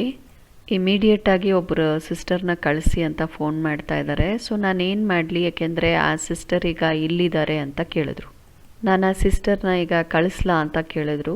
ದಾದಿ ಅಂತೂ ಬಹಳ ಶಾರ್ಪ್ ಮೈಂಡ್ ಇದ್ದರು. ಆ ಅಣ್ಣನ ಹೆಸರು ಕೇಳಿದ ತಕ್ಷಣ ದಾದಿ ಹೇಳಿದರು, ಈ ಅಣ್ಣನ ಇವರಂತೂ ಟ್ಯಾಕ್ಸಸ್ ಸೆಂಟರ್ನವ್ರಲ್ವಾ ಅಂತ ಹೇಳಿದರು. ನಾನು ಆ ಅಣ್ಣನ ಬಗ್ಗೆ ನನಗೆ ಚೆನ್ನಾಗಿ ಗೊತ್ತಿದೆ. ಟ್ಯಾಕ್ಸಸ್ ಇನ್ಚಾರ್ಜ್ ಸಿಸ್ಟರು ಇಲ್ಲಿ ಕೂತಿದ್ದಾರೆ, ಟ್ಯಾಕ್ಸಸ್ ಸಿಸ್ಟರ್ ಇಲ್ಲಿ ಕೂತಿದ್ದಾರೆ. ನೀವು ಅಷ್ಟು ದೂರದಲ್ಲಿ ಕ್ಯಾಲಿಫೋರ್ನಿಯಲ್ಲಿದ್ದೀರಾ, ನೀವ್ಯಾಕೆ ಟ್ಯಾಕ್ಸಸ್ ಪ್ರಾಬ್ಲಮಲ್ಲಿ ಇಂಟರ್ಫಿಯರ್ ಮಾಡ್ತಿದ್ದೀರಾ? ಇದು ನಿಮ್ಮ ಪ್ರಾಬ್ಲಮ್ ಅಲ್ಲ ಅಂತ ಹೇಳಿದ್ರು ದಾದಿ. ನೀವು ಈ ಪ್ರಾಬ್ಲಮ್ನ ಟ್ಯಾಕ್ಸಸ್ ಸಿಸ್ಟರ್ ಮೇಲೆ ಬಿಟ್ಬಿಡಿ, ನೀವು ಹೋಗಿ ಅವ್ರ ಜವಾಬ್ದಾರಿ ಅದು ಅಂತ ಹೇಳಿದರು. ಆ ಸಿಸ್ಟರ್ ಮತ್ತೆ ಅಲ್ಲಿಂದ ಹೊಟ್ಟೋದ್ರು. ಅವ್ರು ಹೋದ್ಮೇಲೆ ದಾದಿಯವರು ನನ್ನ ಕೇಳಿದ್ರು, ಡಾಕ್ಟರ್ ಹಂಸ ಏನು ನಡೀತಾ ಇದೆ, ಏನು ಪ್ರಾಬ್ಲಮ್ ಇದೆ ಅಂತ ಕೇಳಿದ್ರು. ಆಗ ಗುಲ್ಜಾರ್ ದಾದಿಯವರು ನನ್ನ ಎದುರುಗಡೆ ಇದ್ರಲ್ಲ, ಅವರು ಇಶಾರ ಮಾಡಿದರು ನನಗೆ. ದೊಡ್ಡ ದಾದಿ ಸ್ವಲ್ಪ ಸೀರಿಯಸ್ ಆಗಿದ್ದರು, ಖುಷಿಯಾಗಿರಲಿಲ್ಲ. ಆದ್ದರಿಂದ ಗುಲ್ಜಾರ್ ದಾದಿ ನನಗೆ ಹೇಳೋದು ಬೇಡ ಅಂತ ಇಶಾರ ಮಾಡಿದರು. ಬಡಿ ದಾದಿ ಹೇಳಿದರು, ನೋಡಿ ಪಾಪ ಇಲ್ಲಿ ಮಧುಬನದಲ್ಲಿ ಕೂತಿದ್ದಾರೆ, ಆದರೂ ಸಹ ಇವ್ರನ್ನ ಬಿಡ್ತಾ ಇಲ್ಲ, ಎಷ್ಟು ತೊಂದರೆ ಕೊಡ್ತಾರೆ ಅಂತ ದಾದಿ ಹೇಳಿದರು. ಆದ್ದರಿಂದ ನಾನು ಹೇಳಿದೆ, ದಾದಿ ಏನೂ ಇಲ್ಲ, ಇದಂತೂ ಭಾಳ ಸಣ್ಣ ಮಾತು, ನಾನಂತೂ ಅಲ್ಲಿಲ್ಲ ಅಲ್ವಾ, ಅದರಿಂದ ನಂಗೆ ಗೊತ್ತಿಲ್ಲ, ಆಮೇಲೆ ಮಾತಾಡೋಣ ಅಂತ ಹೇಳಿಬಿಟ್ಟೆ ನಾನು ಬಡಿ ದಾದಿಗೆ. ನಾನು ದಾದಿಯವ್ರಿಗೆ ಏನೂ ಹೇಳಲಿಲ್ಲ. ಆದರೆ ದಾದಿಯವರಲ್ಲಿ ಆ ಕ್ವಾಲಿಟಿ ಇತ್ತು, ಸಣ್ಣ ಮಾತೂ ಸಹ ಅವರು ಗ್ರಹಿಸಿ ಅದನ್ನು ಸರಿ ಮಾಡಿಬಿಡ್ತಾಯಿದ್ರು. ಒಂದು ಸತಿ ಪೀಸ್ ಪಾರ್ಕಲ್ಲಿ ಒಂದು ಸಮ್ಮೇಳನ ನಡೀತಾ ಇತ್ತು. ನಾನು ಬಡಿ ದಾದಿಯವ್ರ ಪಕ್ಕದಲ್ಲಿ ಕೂತಿದ್ದೆ. ದಾದಿ ಮೈಕಲ್ಲಿ ಏನೋ ಹೇಳ್ತಾಯಿದ್ರು, ಕ್ಲಾಸ್ ಮಾಡ್ತಾಯಿದ್ರು. ಸೊ ಅಲ್ಲಿ ಬಹಳ ಸೊಳ್ಳೆಗಳಿತ್ತು, ಸೊಳ್ಳೆಗಳು ಭಾಳ ಕಡಿತಾ ಇತ್ತು. ನಾನು ಕೈಯಿಂದ ಕೆರ್ಕೊಳ್ತಾ ಇದ್ದೆ ಆ ಟೈಮಲ್ಲಿ. ಸೊ ದಾದಿ ಮೈಕ್ರೋಫೋನಲ್ಲಿ ಹೇಳಬೇಕಾದ್ರೆ ನೋಡಿದ್ರು ನಾನು ಈ ಥರ ಕೈನ ಕೆರ್ಕೊಳ್ತಾ ಇದ್ದೀನಿ ಅಂತ ಹೇಳಿ. ದಾದಿ ಹೇಳಿದ್ರು, 1 ನಿಮಿಷ ಇರಿ ಅಂತ ಹೇಳಿ ಮೈಕ್ರೋಫೋನ್ನ ಕೆಳಗಿಟ್ಬಿಟ್ಟು ಆಮೇಲೆ ನನ್ನ ಕೈ ಹಿಡ್ಕೊಂಡು ಎಬ್ಸಿದ್ರು. ಎದ್ದೋಳಿ ಅಂತ ಹೇಳಿ ನನ್ನನ್ನು ನಲ್ಲಿ ಹತ್ರ ಕರ್ಕೊಂಡು ಹೋದರು. ನಲ್ಲಿ ಹತ್ರ ಕರ್ಕೊಂಡೋಗಿ ನೀರಲ್ಲಿ ನನ್ನ ಕೈಯೆಲ್ಲ ಸಾಫ್ ಮಾಡಿದ್ರು, ಕ್ಲೀನ್ ಮಾಡಿದ್ರು. ಆಮೇಲೆ ದಾದಿ ಹೇಳಿದರು, ಯಾವಾಗಾದರೂ ಈ ಥರ ಸೊಳ್ಳೆ ಕಡಿದ್ರೆ ನೀವು ಆಮೇಲೆ ಅದನ್ನು ನೀರಿಂದ ಎಲ್ಲ ಕ್ಲೀನ್ ಮಾಡಿಬಿಟ್ರೆ ಆಗ ಆ ಸೊಳ್ಳೆ ಕಡ್ದಿರುವಂಥ ಪ್ರಭಾವ ಅಸರು ನಿಮ್ಮ ಮೇಲೆ ಆಗಲ್ಲ ಅಂತ ಹೇಳಿದ್ರು ದಾದಿಯವರು. ಅದಾದಮೇಲೆ ದಾದಿಯವರು ಮತ್ತೆ ವಾಪಸ್ ಬಂದು ಕ್ಲಾಸನ್ನು ಸ್ಟಾರ್ಟ್ ಮಾಡಿದ್ರು. ಇಲ್ಲಿವರೆಗೂ ನನಗೆ ಯಾವಾಗಾದರೂ ಸೊಳ್ಳೆ ಕಚ್ಚಿದ್ರೆ ಆಗ ನಾನು ಇಮ್ಮಿಡಿಯೇಟಾಗಿ ಹೋಗಿ ನೀರಲ್ಲಿ ಅದನ್ನು ಕ್ಲೀನ್ ಮಾಡ್ಕೊಂಡ್ಬಿಡ್ತೀನಿ. ಆಗ ಅದು ಸೊಳ್ಳೆ ಕಡ್ದಿರೋದ್ರದ್ದು ಪ್ರಭಾವ ಏನಿರುತ್ತೆ ಅದು ಇಮಿಡಿಯೇಟಾಗಿ ಸಮಾಪ್ತಿ ಆಗಿಬಿಡುತ್ತೆ.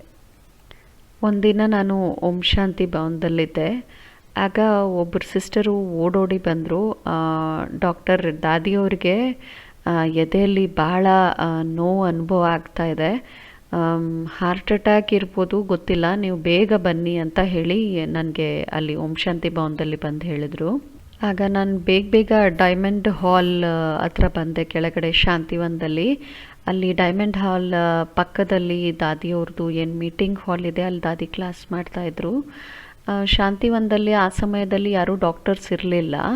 ಅಬು ಅಲ್ಲಿ ಫೋನ್ ಮಾಡಿಬಿಟ್ಟಿದ್ರು. ಸೊ ಅಲ್ಲಿಂದ ಡಾಕ್ಟರು ನರ್ಸು ಇಬ್ಬರೂ ಸಹ ಆ್ಯಂಬ್ಯುಲೆನ್ಸಲ್ಲಿ ಶಾಂತಿವನ್ಗೆ ಬರ್ತಾಯಿದ್ರು. ಅಷ್ಟೊತ್ತಿಗೆ ಶಾಂತಿವನ್ನಲ್ಲಿ ಎವರ್ ಹೆಲ್ದಿ ಹಾಸ್ಪಿಟ್ಲ್ ಇದೆ ಅಲ್ಲ, ಅಲ್ಲಿಂದ ಒಬ್ಬರು ಡಾಕ್ಟ್ರು ಮತ್ತು ಒಬ್ಬರು ನರ್ಸ್ ಬಂದರು. ಆ ಡಾಕ್ಟ್ರು ಬಿಲ್ಕುಲ್ ಹೊಸಬರಾಗಿದ್ದರು. ಮತ್ತು ನನಗೂ ಸಹ ನಾನು ಹಾರ್ಟ್ ಸ್ಪೆಷಲಿಸ್ಟ್ ಅಲ್ವಲ್ಲ, ಸೊ ಅದ್ರ ಬಗ್ಗೆ ಅಷ್ಟೊಂದು ಗೊತ್ತಿರಲಿಲ್ಲ. ಸೊ ಆ ಎವರ್ ಹೆಲ್ದಿ ಹಾಸ್ಪಿಟಲ್ನ ಡಾಕ್ಟ್ರು ನರ್ಸು ಬಂದು ದಾದಿನ ಕರ್ಕೊಂಡು ಹೋದರು. ಅಷ್ಟೊತ್ತಿಗೆ ಮಧುಬಂದಿಂದನೂ ಸಹ ಡಾಕ್ಟ್ರು ಮತ್ತು ನರ್ಸು ಬಂದಿದ್ದರು. ECG ಎಲ್ಲ ಮಾಡಿದರು. ಮತ್ತು ಹೇಳಿದರು ದಾದಿಗೆ ಆರಾಮಿನ ಭಾಳ ಅವಶ್ಯಕತೆ ಇದೆ ಅಂತ ಹೇಳಿದರು. ನಾನು ದಾದಿಯವ್ರ ಜೊತೆಯಲ್ಲೇ ಇದ್ದೆ. ನನಗೆ ಗೊತ್ತಿತ್ತು ದಾದಿಗೆ ಹಾರ್ಟ್ ಅಟ್ಯಾಕ್ ಆಗಿಲ್ಲ ಅಂತ ಹೇಳಿ. ದಾದಿಗೆ ಏನಾಗ್ತಿದೆ ಅನ್ನೋದ್ರ ಬಗ್ಗೆನೂ ನನಗೆ ಗೊತ್ತಿತ್ತು. ಆದರೆ ಬೇರೆ ಡಾಕ್ಟರು ನರ್ಸು ಏನು ಟ್ರೀಟ್ಮೆಂಟ್ ಕೊಡ್ತಿದ್ದಾರೆ ಅದರಲ್ಲಿ ನಾನು ಇಂಟರ್ಫಿಯರ್ ಮಾಡಲಿಕ್ಕೆ ಆಗಲ್ಲ. ಅದಾದಮೇಲೆ ಹಿಂದ್ಗಡೆ ದಾದಿ ಕಾಟೇಜ್ ಇದೆ ಅಲ್ಲ, ಅಲ್ಲಿ ಕರ್ಕೊಂಡು ಹೋಗಿ ದಾದಿಯನ್ನು ಮಲಗಿಸ್ಬಿಟ್ರು ಆರಾಮ್ ಮಾಡಲಿ ಅಂತ ಹೇಳಿ. ಸೊ ನಾನು ಹೊರಟೋದೆ. ಮತ್ತು ದಾದಿಯವರು ಇಲ್ಲ ಹಂಸಾಬೆನ್ನ ಕರೀರಿ ಅಂತ ಹೇಳಿದರು. ದಾದಿಯವ್ರಿಗೆ ಹೇಳಿದರು ನಿಮಗೆ ಹಾರ್ಟ್ ಅಟ್ಯಾಕ್ ಆಗಿದೆ ಅಂತ. ಅದರಿಂದ ದಾದಿ ಸ್ವಲ್ಪ ಕನ್ಫ್ಯೂಷನಲ್ಲಿದ್ದರು ಮತ್ತು ಸ್ವಲ್ಪ ಹೆದರ್ಕೊಂಡಿದ್ರು. ಆದ್ದರಿಂದ ದಾದಿಯವರು ಡಾಕ್ಟರ್ ಹಂಸಾ ಅವ್ರನ್ನ ಕರೀರಿ ಅಂತ ಹೇಳಿದರು. ನಾನು ದಾದಿಯವ್ರ ಕಮ್ರಾಗೆ ಹೋದೆ. ದಾದಿಯವರು ಬನ್ನಿ ಡಾಕ್ಟರ್ ಹಂಸಾಬೆನ್ ಅಂತ ಹೇಳಿದರು. ನಾನು ದಾದಿಯವ್ರನ್ನ ನೋಡಿ ಭಾಳ ನಗ್ತಾ ಇದ್ದೆ. ಸೊ ದಾದಿ ನೋಡಿದ್ರು, ಏನು ನನ್ನ ನೋಡಿ ಭಾಳ ನಗ್ತಾ ಇದ್ದಾರೆ ಇವರು ಅಂತ ಹೇಳಿ. ಮತ್ತು ದಾದಿ ನನ್ನ ಕೇಳಿದರು, ಡಾಕ್ಟರ್ ಹಂಸಾ ನನಗೆ ನಿಜವಾಗ್ಲೂ ಹಾರ್ಟ್ ಅಟ್ಯಾಕ್ ಆಗಿದೆಯಾ ಅಂತ ಕೇಳಿದರು. ಆಗ ನಾನು ದಾದಿಗೆ ಹೇಳಿದೆ, ದಾದಿ ನಾನು ನಿಮಗೆ ಸತ್ಯ ಹೇಳಲ್ಲ ಏನಾಗಿತ್ತು ಅಂತ ಹೇಳಿ. ದಾದಿ ಹಾಂ ಅಂತ ಹೇಳಿದರು. ನಾನು ಹೇಳಿದೆ, ದಾದಿ ನಿಮಗೆ ಹಾರ್ಟ್ ಅಟ್ಯಾಕ್ ಆಗಿಲ್ಲ, ನಿಮಗೆ ಟೋಲಿ ಅಟ್ಯಾಕ್ ಆಗಿದೆ ಅಂತ ಹೇಳಿದೆ ನಾನು. ಸಂಜೆ ಬಾಬಾವ್ರ ಮಿಲ್ನದ ನಂತರ ಒಂದು ದೊಡ್ಡ ಟೋಲಿ ಟ್ರೇ ಮುನ್ನಿಬೆನ್ನಲ್ಲಿಟ್ಟಿದ್ರು. ಅದರಲ್ಲಿ ದಾದಿ ಒಂದು ಇಷ್ಟಿಷ್ಟು ಪೀಸ್ ತೆಗೆದುಬಿಟ್ಟು ನನ್ನ ಬಾಯಿಗಿಟ್ರು, ನನಗೆ ಕೊಟ್ಟರು. ಬಾಕಿ ಎಲ್ಲ ಪೀಸು ದಾದಿ ತಿಂದುಬಿಟ್ಟಿದ್ರು.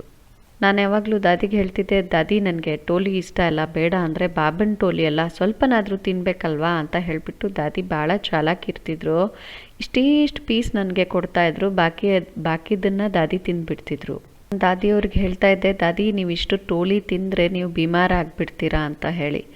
ನಾನು ಮತ್ತು ದಾದಿ ಇಬ್ಬರೇ ಇರ್ತಾಯಿದ್ವಿ. ಅದರಿಂದ ನಾನು ದಾದಿಗೆ ಹೇಳ್ತಿದ್ದೆ, ದಾದಿ ನೀವು ಈ ರೀತಿ ಟೋಲಿ ತಿಂತಾಯಿದ್ರೆ ನಾನು ಮುನ್ನಿಬೆನ್ಗೆ ಹೇಳ್ತೀನಿ ಅಂತ ಹೇಳಿದೆ.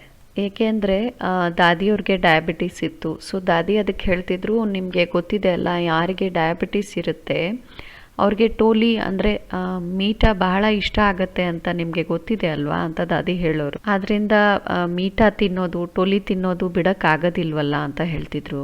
ಸೊ ದಾದಿ ರಾತ್ರಿನೂ ಟೋಲಿ ತಿಂದಿದ್ರು. ಮತ್ತು ಬೆಳಗ್ಗೆ ನಾವು ನಾಷ್ಟ ಮಾಡಿದಾದ್ಮೇಲೂ ಆ ಟೋಲಿನ ಟ್ರೇ ಅಲ್ಲೇ ಇತ್ತು. ಆವಾಗ್ಲೂ ದಾದಿ ಟೋಲಿ ತಿಂದಿದ್ರು, ಅಷ್ಟು ಟೋಲಿ ತಿಂದಿದ್ರು. ನಾನಂತೂ ದಾದಿ ಬಗ್ಗೆ ಯಾರಿಗೂ ಕಂಪ್ಲೇಂಟ್ ಮಾಡೋಕ್ಕಾಗ್ತಿರ್ಲಿಲ್ವಲ್ಲ ಈ ರೀತಿ ಇದೆ ಅಂತ ಹೇಳಿ. ಸೊ ನನಗಂತೂ ಗೊತ್ತಿತ್ತು ದಾದಿ ಇಷ್ಟೊಂದು ಟೋಲಿ ತಿಂದಿದ್ದಾರೆ. ಆದ್ದರಿಂದ ದಾದಿಗೆ ಹರ್ನಿಯಾ ಇತ್ತು. ಸೊ ಅದು ಟೋಲಿ ತಿಂದಿದ್ದು ಟೋಲಿ ಗ್ಯಾಸ್ ಫಾರ್ಮೇಷನ್ ಮಾಡಿಬಿಟ್ಟಿತ್ತು. ಆ ಗ್ಯಾಸು ಅವ್ರ ಎದೆವರೆಗೂ ಬಂದುಬಿಟ್ಟಿತ್ತು. ಈ ಥರ ನಮ್ಮ ಹತ್ರ ಭಾಳ ಪೇಷಂಟ್ಸ್ ಬರ್ತಿದ್ರು. ಯಾರಿಗೆ ಅನಿಸುತ್ತೆ ಹಾರ್ಟ್ ಅಟ್ಯಾಕ್ ಆಗಿದೆ ಅಂತ, ಬಟ್ ಆ್ಯಕ್ಚುಲಿ ಅದು ಗ್ಯಾಸಿಂದ ಆ ಥರ ಅವರಿಗೆ ಎದೆ ನೋವು ಬರ್ತಿತ್ತು. ಅದು ಗ್ಯಾಸ್ ಅಟ್ಯಾಕ್ ಆಗ್ತಿತ್ತು, ಹಾರ್ಟ್ ಅಟ್ಯಾಕ್ ಅಲ್ಲ. ಸೊ ದಾದಿಗೆ ನಾನು ಹೇಳಿದೆ, ದಾದಿ ನಿಮಗೆ ಟೋಲಿ ಅಟ್ಯಾಕ್ ಆಗಿದೆ, ಈ ಗ್ಯಾಸ್ ಆಗಿದೆ ಅಲ್ಲ ನಿಮಗೆ ಟೋಲಿ ತಿಂದಿದ್ರಿಂದ, ಆದ್ದರಿಂದ ನಿಮಗೆ ಟೋಲಿ ಅಟ್ಯಾಕ್ ಆಗಿದೆ ಅಂತ ಹೇಳಿದೆ. ದಾದಿ ಭಾಳ ನಗ್ತಾ ನನಗೆ ಹೇಳಿದ್ರು, ಹೊಟ್ಟೋಗಿ ಇಲ್ಲಿಂದ ಅಂತ ಹೇಳಿ. ದಾದಿ ಭಾಳ ನಗ್ತಿದ್ರು. ಸೊ ದಾದಿಯವರ ಜೊತೆ ನಂದು ಇದು ಬಹಳ ಸುಂದರ ಅನುಭವಗಳು. ದಾದಿಯವ್ರ ಜೊತೆ ನನಗಂತೂ ಬಾಬಾ ಅವರು ಬಹಳಷ್ಟು ಬ್ಲೆಸ್ಸಿಂಗ್ಸನ್ನು ಕೊಟ್ಟಿದ್ದಾರೆ ಜೀವನದಲ್ಲಿ. ಒಮ್ಮೆ ಬಾಬಾ ಅವರು ನನಗೆ ಹೇಳಿದರು, ಮಗು ನೀನು ಪವರ್ ಆಫ್ ಸೈಲೆನ್ಸ್ ಹಾಗೂ ಪವರ್ ಆಫ್ ಸೈನ್ಸ್ ಎರಡನ್ನೂ ಸಹ ಒಟ್ಟಿಗೇ ನೋಡ್ತೀಯಾ ಅಂತ ಬ್ಲೆಸ್ಸಿಂಗ್ ಕೊಟ್ಟಿದ್ರು. ನೀವು ಒಂದು ಕಡೆ ಪವರ್ ಆಫ್ ಸೈಲೆನ್ಸನ್ನು ನೋಡ್ತೀರಾ, ಇನ್ನೊಂದು ಕಡೆ ಪವರ್ ಆಫ್ ಸೈನ್ಸನ್ನು ನೋಡ್ತೀರಾ ಅಂತ ಹೇಳಿದರು ಬಾಬಾ ಅವರು. ಇನ್ನೊಮ್ಮೆ ಬಾಬಾ ಹೇಳಿದರು, ಮಗು ನಿನ್ನೊಳಗಡೆ ಏನು ಪವರ್ ಆಫ್ ಸೈನ್ಸ್ ಇದೆ ಅಲ್ಲ, ನೀನು ಪವರ್ ಆಫ್ ಸೈನ್ಸನ್ನು ಪವರ್ ಆಫ್ ಸೈಲೆನ್ಸ್ಗೆ ಚೇಂಜ್ ಮಾಡ್ತೀಯಾ ಅಂತ ಹೇಳಿದ್ರು. ಸೊ ನಾನೇನೆಲ್ಲ ಈ ಇಷ್ಟೆಲ್ಲ ದಿನಗಳಲ್ಲಿ ನಿಮ್ಮ ಹತ್ರ ಹಂಚ್ಕೊಳ್ತಾ ಇದ್ದೀನಿ ಅನುಭವಗಳನ್ನು, ಇದೆಲ್ಲ ಪವರ್ ಆಫ್ ಸೈನ್ಸಿನ ಅನುಭವಗಳು ನನಗೆ ಬಹಳಷ್ಟು ಆಗಿದೆ. ಬಾಬನ ಮಗು ಆದಮೇಲೂ ಸಹ ನಿರಾಕಾರ ಸ್ಥಿತಿಯದಿರ್ಬೋದು, ಅಶರೀರಿ ಸ್ಥಿತಿಯದಿರ್ಬೋದು, ಇದೆಲ್ಲ ಪವರ್ ಆಫ್ ಸೈನ್ಸಿನ ಬಹಳಷ್ಟು ಅನುಭವಗಳು ನನ್ನ ಜೀವನದಲ್ಲಾಗಿದೆ. ಸೊ ನಾನೇನೆಲ್ಲ ಅನುಭವಗಳು ನಿಮಗೆ ಹೇಳ್ತಾ ಇದ್ದೀನಿ, ಇದೆಲ್ಲ ನನ್ನ ಜೀವನದ ಪವರ್ ಆಫ್ ಸೈನ್ಸಿನ ಅನುಭವಗಳು. ಕೆಲವ್ರು ಹೇಳ್ತಾರೆ, ಇಷ್ಟೊಂದು ಅನುಭವಗಳು ನಿಮಗೆ ಹೆಂಗಾಯಿತು? ಯಾಕೆಂದರೆ ನಿಮ್ಮ ಇಡೀ ಜೀವನ ಮಿಲ್ಟ್ರಿಯಲ್ಲಿ ನೀವು ಕಳೆದಿದ್ದೀರಾ. ಸೊ ಆ ಮಿಲ್ಟ್ರಿಯಲ್ಲಿ ಕಳೆದಾಗ ನನ್ನ ಜೀವನದಲ್ಲಿ ಎಷ್ಟೊಂದು ಜನನ ನಾನು ಮೀಟ್ ಮಾಡಿದೆ, ಎಲ್ಲರ ಅನುಭವಗಳನ್ನು ಕೇಳ್ತಾ ಇದ್ದೆ. ನನ್ನದೇ ಅನುಭವ 3 ಲಕ್ಷಕ್ಕಿಂತ ಹೆಚ್ಚು ಅನುಭವಗಳು ಇದೆ. ಸೊ ಈ ರೀತಿ ಅನೇಕ ಅನುಭವಗಳು ನನ್ನ ಜೀವನದಲ್ಲಿ ಆಗ್ತಾ ಹೋಯಿತು. ಆ ಎಲ್ಲ ಅನುಭವಗಳನ್ನು ನಾನು ಆದಷ್ಟು ನಿಮ್ಮ ಹತ್ರ ಹಂಚ್ಕೊಳ್ತಾ ಇದ್ದೀನಲ್ಲ. ಸೊ ಸೈಂಟಿಸ್ಟ್ಗೂ ಈ ರೀತಿ ಅನುಭವಗಳಾಗಿರ್ಬೋದು, ಆದರೆ ಅದರಿಂದ ಏನಾಯಿತು, ಅವರಂತೂ ಬಾಬನ್ನ ತಿಳ್ಕೊಂಡಿಲ್ಲ, ಬಾಬನ ಮಗು ಆಗಿಲ್ಲ. ಅವ್ರಿಗೆ ಅನುಭವ ಆಯಿತು, ಆಮೇಲೆ ಅಲ್ಲೇ ಅದು ಸಮಾಪ್ತಿ ಆಗೋಯ್ತು. ಆ ಸೈಂಟಿಸ್ಟ್ ಏನು ರಿಸರ್ಚ್ ಮಾಡಿದರು, ಅದರ ಅನುಭವ ಮಾಡಿದರು, ಅದನ್ನು ಅವರು ಬುಕ್ಕಲ್ಲಿ ಪ್ರಿಂಟ್ ಮಾಡಿದರು, ಪಬ್ಲಿಷ್ ಮಾಡಿದರು, ಆಮೇಲೆ ಅಷ್ಟೇ. ಅದಾದಮೇಲೆ ಅವ್ರದ್ದು ಏನಾಗಲಿಲ್ಲ. ಆದರೆ ನಾನು ಏನು ಅನುಭವ ಮಾಡಿದೆ, ನಾನು ಏನು ನೋಡಿದೆ, ನನಗೆ ಜ್ಞಾನದ ಅರಿವು ಇದ್ದಿದ್ದರಿಂದ ನನಗೆ ಅದರಿಂದ ಬಹಳಷ್ಟು ಲಾಭಗಳಾಯಿತು. ನನಗೆ ಜ್ಞಾನದ ಅನುಭವನೂ ಇದೆ, ಅರಿವು ಇದೆ, ಜೊತೆಗೆ ವಿಜ್ಞಾನ ಸೈನ್ಸಿನ ಅನುಭವನೂ ಇದೆ. ಆ ಕಾರಣದಿಂದ ಏನೆಲ್ಲ ನನ್ನ ಜೀವನದಲ್ಲಿ ಅನುಭವಗಳಾಗ್ತಾ ಹೋಯಿತು, ಈ ಒಂದು ಎಪಿಸೋಡ್ನ ನಿಮಗೆ ಹೇಳ್ತಾ ನಾನು ಆ ಎಲ್ಲ ವಿಜ್ಞಾನದ ಅನುಭವಗಳನ್ನು ಸೈಲೆನ್ಸಿನ ಅನುಭವಕ್ಕೆ ನಾನು ಬದಲಾವಣೆ ಮಾಡ್ತಾ ಇದ್ದೀನಿ. ನನಗಂತೂ ಸೈಲೆನ್ಸಿನ ಶಕ್ತಿಯ ಹಲವಾರು ಅನುಭವಗಳಾಗಿದೆ, ಜೊತೆಗೆ ಸೈನ್ಸು ಸಹ ನನಗೆ ಭಾಳಷ್ಟು ಅನುಭವಗಳನ್ನು ಮಾಡಿಸಿದೆ. ಪ್ರತಿ ಸತಿ ನಾನು ಬಾಬ್ದಾದವ್ರವ್ರ ಹತ್ರ ಹೋದಾಗ ಬಾಬಾ ಅವರು ನನಗೆ ಭಾಳ ಬ್ಲೆಸ್ಸಿಂಗ್ಸನ್ನು ಕೊಡ್ತಾಯಿದ್ರು. ಒಂದು ಸತಿ ಬಾಬಾ ಅವರು ಹೇಳಿದರು, ಮಗು ನೀವು ಭಾಳ ಶಕ್ತಿಶಾಲಿ ಆತ್ಮ ಆಗಿದ್ದೀರಾ. ಯಾರೆಲ್ಲ ನಿಮ್ಮ ಸುತ್ತಮುತ್ತಲಿರ್ತಾರೆ, ನಿಮ್ಮ ಜೊತೆಯಲ್ಲಿರ್ತಾರೆ, ಅವರೂ ಸಹ ಭಾಳ ಶಕ್ತಿಶಾಲಿ ಆಗಿಬಿಡ್ತಾರೆ ಅಂತ ಹೇಳಿದರು.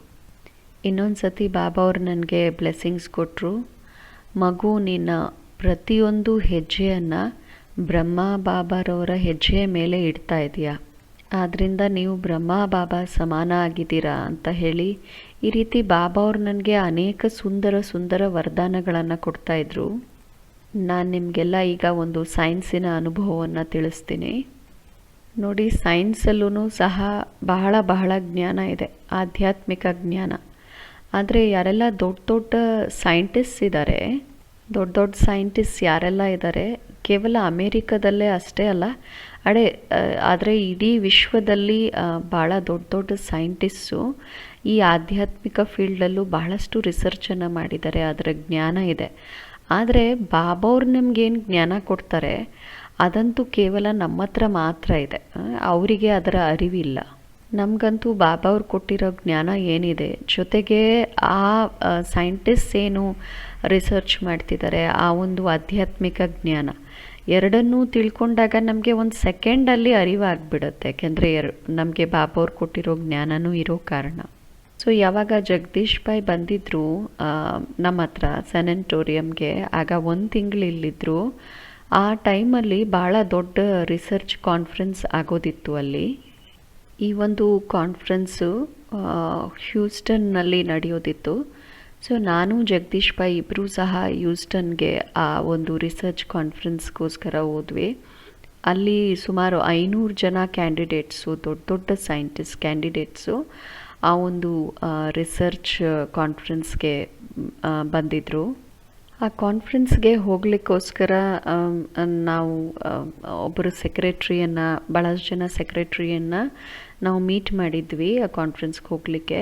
ಆ ಕಾನ್ಫರೆನ್ಸಲ್ಲಿ 15 ಜನ ಯಾರು ಸ್ಪಿರಿಚುವಲಿಟಿ ಇದರಲ್ಲಿ ರಿಸರ್ಚ್ ಮಾಡಿದರು, 15 ಜನ ಡಾಕ್ಟರ್ಸ್ ಇದ್ದರು. 1982 ಸಮಯದಲ್ಲೇ 8 ಲಕ್ಷ ಜನದ ಒಂದು ರಿಸರ್ಚ್ ಅನುಭವಗಳು ಆಗಿತ್ತು. ಅದರಲ್ಲಿ 3 ಲಕ್ಷ ಜನದಂತೂ ನನ್ನ ಹತ್ರನೇ ಇತ್ತು ಅದರ ಅನುಭವಗಳು. ಆ ಥರ ಬಹಳ ಅನುಭವಗಳು, ಅದಾದಮೇಲೂ ಬಹಳಷ್ಟು ಅನುಭವಗಳಾಗಿದೆ. ಆಮ್, ಈ ರೀತಿ ಅಲ್ಲ. ಅಂದರೆ ಯಾರೋ ಹೇಳಿದರು, ಅದನ್ನು ನಾವು ಕೇಳಿದ್ವಿ, ರೆಕಾರ್ಡ್ ಮಾಡಿದ್ವಿ, ಹಂಗಲ್ಲ. ರಿಸರ್ಚ್ ಮಾಡಿರುವಂತಹ ಅನುಭವಗಳೇ, ಇಷ್ಟೊಂದು ಅನುಭವಗಳು ಆ ಸಮಯಕ್ಕೆ ನಮ್ಮ ಹತ್ರ ಇತ್ತು. ಸೊ ಈ ಕಾನ್ಫರೆನ್ಸಲ್ಲಿ ಹೇಳಲಾಗಿತ್ತು, ನಿಮಗೆಲ್ಲರಿಗೂ ಹಿಪ್ನಟೈಸ್ ಮಾಡಲಾಗತ್ತೆ ಅಂತ ಹೇಳಿ. ಜಾಸ್ತಿ ಹೊತ್ತಿಲ್ಲ, ಒಂದು 15-20 ನಿಮಿಷ ನಾವು ಹಿಪ್ನಟೈಸ್ ಮಾಡ್ತೀವಿ ಅಂತ ಹೇಳಲಾಗಿತ್ತು. ನೀವು ಈ ರಿಸರ್ಚಲ್ಲಿ ಪಾಲ್ಗೊಳ್ಳೋದಾದರೆ, ಹಿಪ್ನಟೈಸ್ ಮಾಡಿಸ್ಕೊಳ್ಳೋದಾದರೆ ನಿಮಗೆ $100 ಕೊಡಲಾಗತ್ತೆ. ಒಂದು ವೇಳೆ ನಿಮಗೆ ಇದು ಒಪ್ಪಿಗೆ ಆದರೆ ನೀವು ಬನ್ನಿ ಅಂತ ಹೇಳಿದರು. ಸೊ ಆ ಥರ ಅವರು 500 ಜನರನ್ನು ರಿಜಿಸ್ಟ್ರ್ ಮಾಡಿದರು. ಸೊ ಇದರಲ್ಲಿ ನಾನು ಇದ್ದೆ. ನನ್ನನ್ನು US ಆರ್ಮಿಯಿಂದನೂ ಕಳಿಸಿದ್ರು, ಹಿಪ್ನಟೈಸ್ ಮಾಡೋದು ಹೇಗೆ ಅಂತ ಕಲಿಯೋದಕ್ಕೆ ಕಳಿಸಿದ್ರು. ಪ್ರಪಂಚದಲ್ಲಿ ಎಲ್ಲರಿಗಿಂತ ದೊಡ್ಡ ಎಕ್ಸ್ಪರ್ಟ್ ಹಿಪ್ನಟೈಸ್ಟ್ ಯಾರಿದ್ರು ಅವ್ರ ಹತ್ರ ನಾನು ಈ ಟ್ರೈನಿಂಗನ್ನು ತೊಗೊಂಡಿದ್ದೆ. ಸೊ ಈ ಹಿಪ್ನಟೈಸ್ ಮಾಡೋದು ಭಾಳ ಈಸಿ. ನಾವು ಹೇಗೆ ಮೆಡಿಟೇಷನಲ್ಲಿ ಕಾಮೆಂಟ್ರಿಯನ್ನು ಕೊಡ್ತೀವಿ, ಅವರು ಬೇರೆ ಥರ ಕಾಮೆಂಟ್ರಿಯನ್ನು ಕೊಡ್ತಾರೆ ಹಿಪ್ನಟೈಸ್ ಮಾಡಲಿಕ್ಕೆ. ಆತ್ಮದಲ್ಲಂತೂ ರೆಕಾರ್ಡ್ ಆಗಿರುತ್ತಲ್ಲ, 84 ಜನ್ಮಗಳದ್ದು ಎಲ್ಲ ಘಟನೆಗಳು ರೆಕಾರ್ಡ್ ಆಗಿರುತ್ತೆ. ಹಿಪ್ನಟೈಸ್ ಮಾಡಬೇಕಾದ್ರೆ ಅವ್ರಿಗೆ ಈ ಥರ ಕ್ವೆಶ್ಚನ್ಸ್ ಕೇಳ್ತಾರೆ. ಅಂದರೆ ಅನುಭವಗಳು ಹೇಳಿ ಅಂತ ಹೇಳಿ, ಶರೀರ ಬಿಡಬೇಕಾದ್ರೆ ಏನು ಅನುಭವ, ಅಥವಾ ಜನ್ಮ ತಗೋಬೇಕಾದ್ರೆ, ಅಥವಾ ತಾಯಿಯ ಗರ್ಭದಲ್ಲಿದ್ದಾಗ. ಯಾಕೆಂದರೆ ಎಲ್ಲ ರೆಕಾರ್ಡು ಆತ್ಮದಲ್ಲಿ ಇರುತ್ತಲ್ಲ, ಸಬ್ಕಾನ್ಷಿಯಸ್ಸಲ್ಲಿ. ಸೊ ಈ ರೀತಿ ರಿಸರ್ಚು ಭಾಳಷ್ಟು ನಡೆದಿತ್ತು. ಅದನ್ನು ಪ್ರೂವ್ ಮಾಡಬೇಕಾಗಿತ್ತು. ಅಂದರೆ ಹಿಂದಿನ ಜನ್ಮಗಳದ್ದು ಒಂದು ಏನು ಸನ್ನಿವೇಶಗಳಿದೆ ಅದನ್ನು ಆತ್ಮ ತಗೊಂಡಿರುತ್ತೆ, ರೆಕಾರ್ಡಲ್ಲಿರುತ್ತೆ ಅಂತ ಹೇಳಿ. ಸೊ ಪ್ರೂವ್ ಮಾಡಬೇಕಿತ್ತು. ಆದ್ದರಿಂದ ಅವತ್ತು ಅಲ್ಲಿ 500 ಜನರನ್ನು ಕರೆದಿದ್ರು, ರಿಜಿಸ್ಟರ್ ಮಾಡಿಸಿದ್ರು. ಅದರಲ್ಲಿ ಬಂದಂಥವರಲ್ಲಿ ಭಾಳಷ್ಟು ಜನ ಫ್ಯಾಷನಬಲ್ಲು ಆ ಥರದವರು ಬಂದಿದ್ದರು.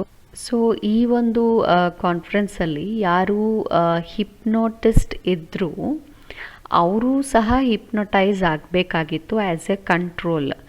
ಈ 15 ಜನ ಡಾಕ್ಟರ್ಸ್ ಯಾರು ರಿಸರ್ಚ್ ಮಾಡಿದರು ಅವರಿಗೆ ಅದರ ನಾಲೆಡ್ಜ್ ಇತ್ತು. ಬಟ್ ಯಾರು ಹಿಪ್ನಟಿಸ್ಟ್ ಇದ್ದರು ಅವ್ರಿಗೆ ಇದು ಯಾವ ನಾಲೆಡ್ಜೂ ಇರಲಿಲ್ಲ. ಸೊ ಆ್ಯಸ್ ಎ ಕಂಟ್ರೋಲರ್ ಅವರು ಸಹ ಹಿಪ್ನಟೈಸ್ ಆಗಬೇಕಾಗಿತ್ತು. ಸೊ ಆ 500 ಜನನೂ ಹಿಪ್ನಟೈಸ್ ಮಾಡಬೇಕಾಗಿತ್ತು, ಜೊತೆಗೆ ಹಿಪ್ನಾಟಿಸ್ಟ್ನೂ ಸಹ ಹಿಪ್ನಟೈಸ್ ಮಾಡಬೇಕಾಗಿತ್ತು.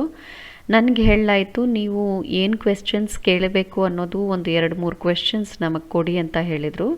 ನಾನು ಆಯಿತು ಕೊಡ್ತೀನಿ ಕ್ವೆಶ್ಚನ್ಸು ಅಂತ ಹೇಳಿದ್ದೆ. ಸೊ ನಾನು ಒಂದು ಕ್ವೆಶ್ಚನ್ ಕೊಟ್ಟೆ, ನಿಮ್ಮ ಮನೆ ಎಲ್ಲಿದೆ, ನಿಮ್ಮ ಮನೆಯ ಅಡ್ರೆಸ್ಸನ್ನು ಹೇಳಿ ಅಂತ ನಾನು ಕ್ವೆಶ್ಚನ್ ಕೊಟ್ಟೆ.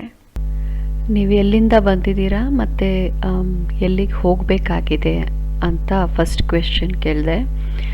ಸೆಕೆಂಡ್ ಕ್ವೆಶ್ಚನ್ ಇತ್ತು, ಯಾವಾಗ ನೀವು ತಾಯಿಯ ಗರ್ಭದಲ್ಲಿದ್ರಿ ಆ ಅನುಭವವನ್ನು ಹೇಳಿ ಅಂತ ಹೇಳಿ ಸೆಕೆಂಡ್ ಕ್ವೆಶ್ಚನನ್ನು ನಾನು ಕೊಟ್ಟಿದ್ದೆ.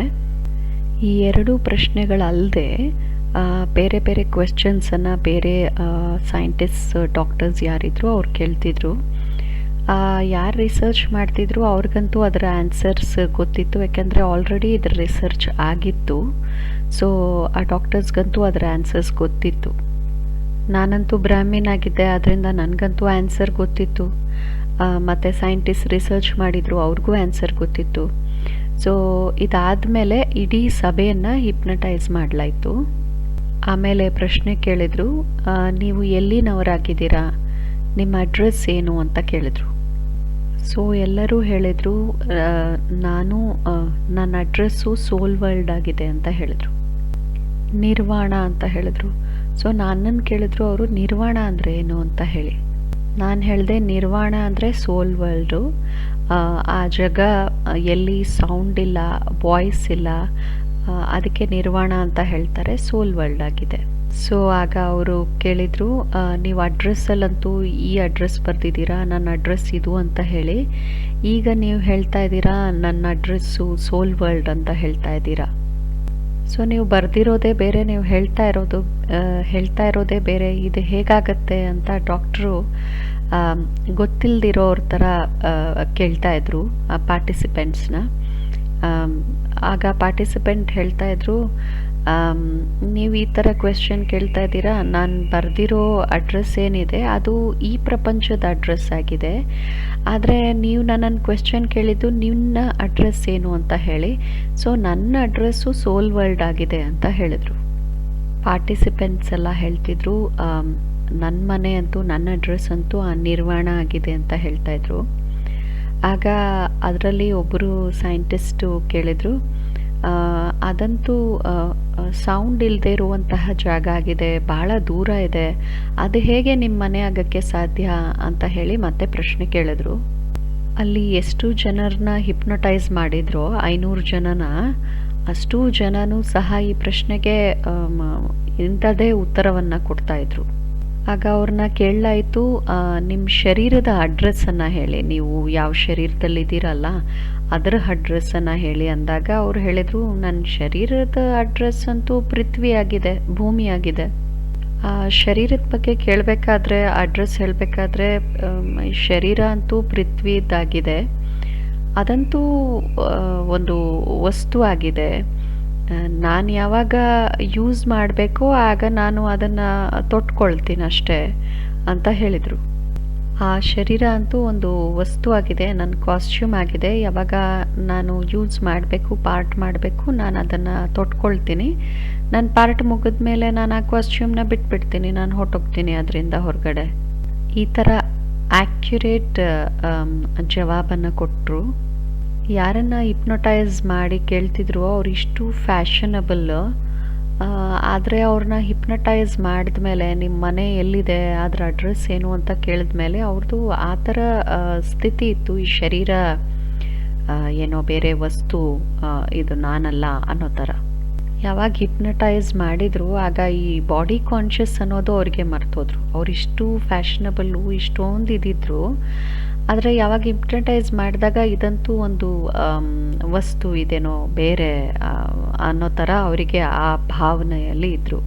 ಅವ್ರಿಗೆ ಬಾಡಿ ಕಾನ್ಷಿಯಸ್ ಮರ್ತೋಗ್ಬಿಟ್ಟಿತ್ತು ಹಿಪ್ನಟೈಸ್ ಆದಾಗ. ಸೊ ಶರೀರನ ಒಂದು ವಸ್ತ್ರ ಅಂತಲೂ ಹೇಳಿಲ್ಲ, ಅದೊಂದು ಏನೋ ವಸ್ತು ಅಂತ ಹೇಳಿದ್ರು ಅವ್ರು. ಆ ಥರ ಹೇಳಿದರು ಪಾರ್ಟಿಸಿಪೆಂಟ್ಸು.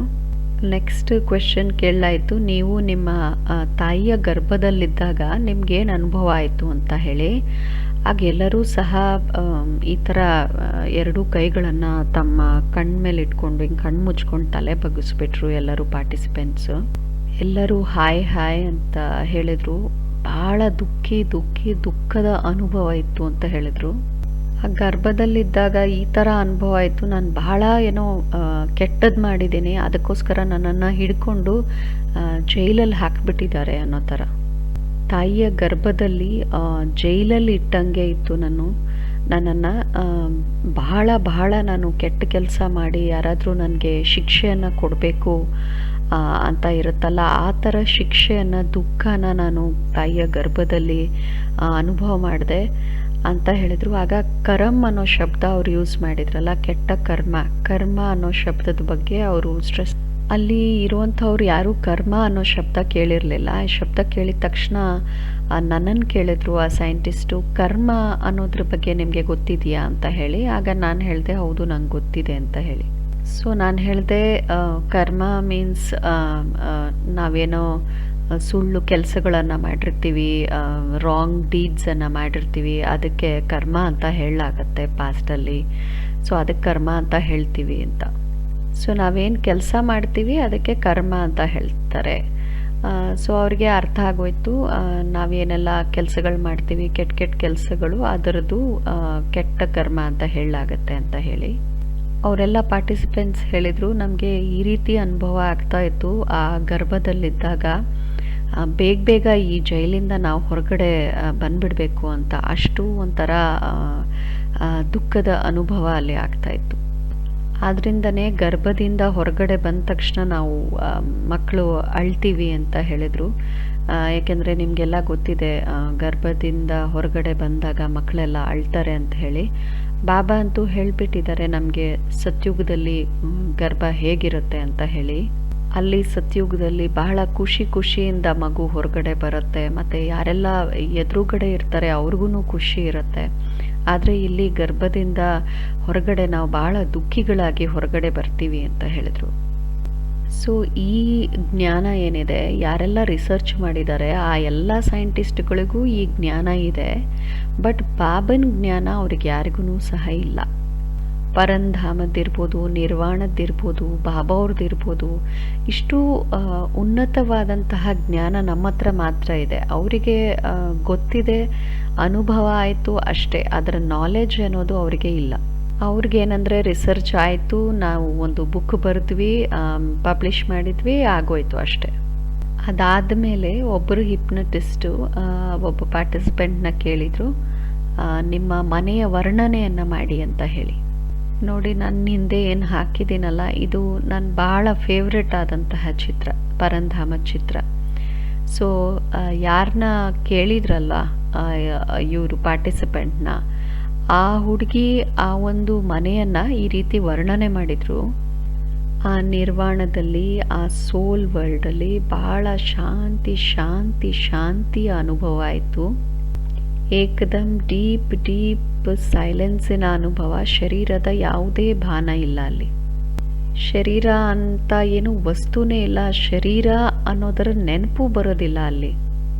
ಯಾವುದೇ ರೀತಿಯ ಭಾನ್ ಅಥವಾ ಫೀಲಿಂಗ್ ಅನ್ನೋದು ಆ ಮನೆಯಲ್ಲಿಲ್ಲ.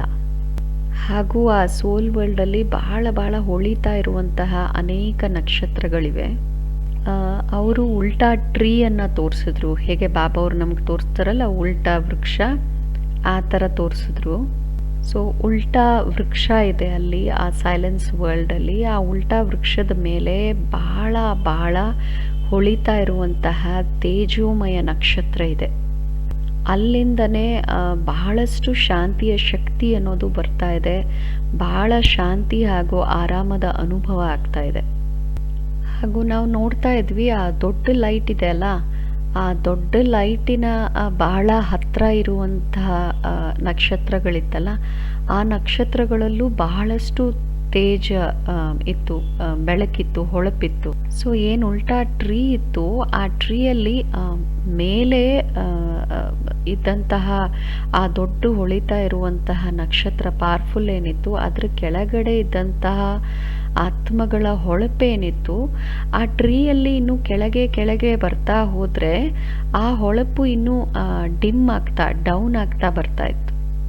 ಈ ತಾರಾಮಂಡಲ ಬಾಬಾ ಹೇಳ್ತಾರಲ್ಲ, ಉಲ್ಟಾ ಝಾಡ್ ವೃಕ್ಷ ಸೋಲ್ ವರ್ಲ್ಡಿಂದು, ಆ ಚಿತ್ರದ ಬಗ್ಗೆ ಅವರು ಆ್ಯಕ್ಯುರೇಟಾಗಿ ವರ್ಣನೆ ಮಾಡಿದರು. ಹಾಗೂ ಈ ಶಾಂತಿಧಾಮದ ಅನುಭವ ಇಡೀ ಸಭೆಯಲ್ಲಿರುವಂಥವ್ರು ಎಲ್ಲರೂ ಕೇಳಿಸ್ಕೊಂಡ್ರು. ಸೊ ಇದು ಒಂದು ನನ್ನ ಅನುಭವ.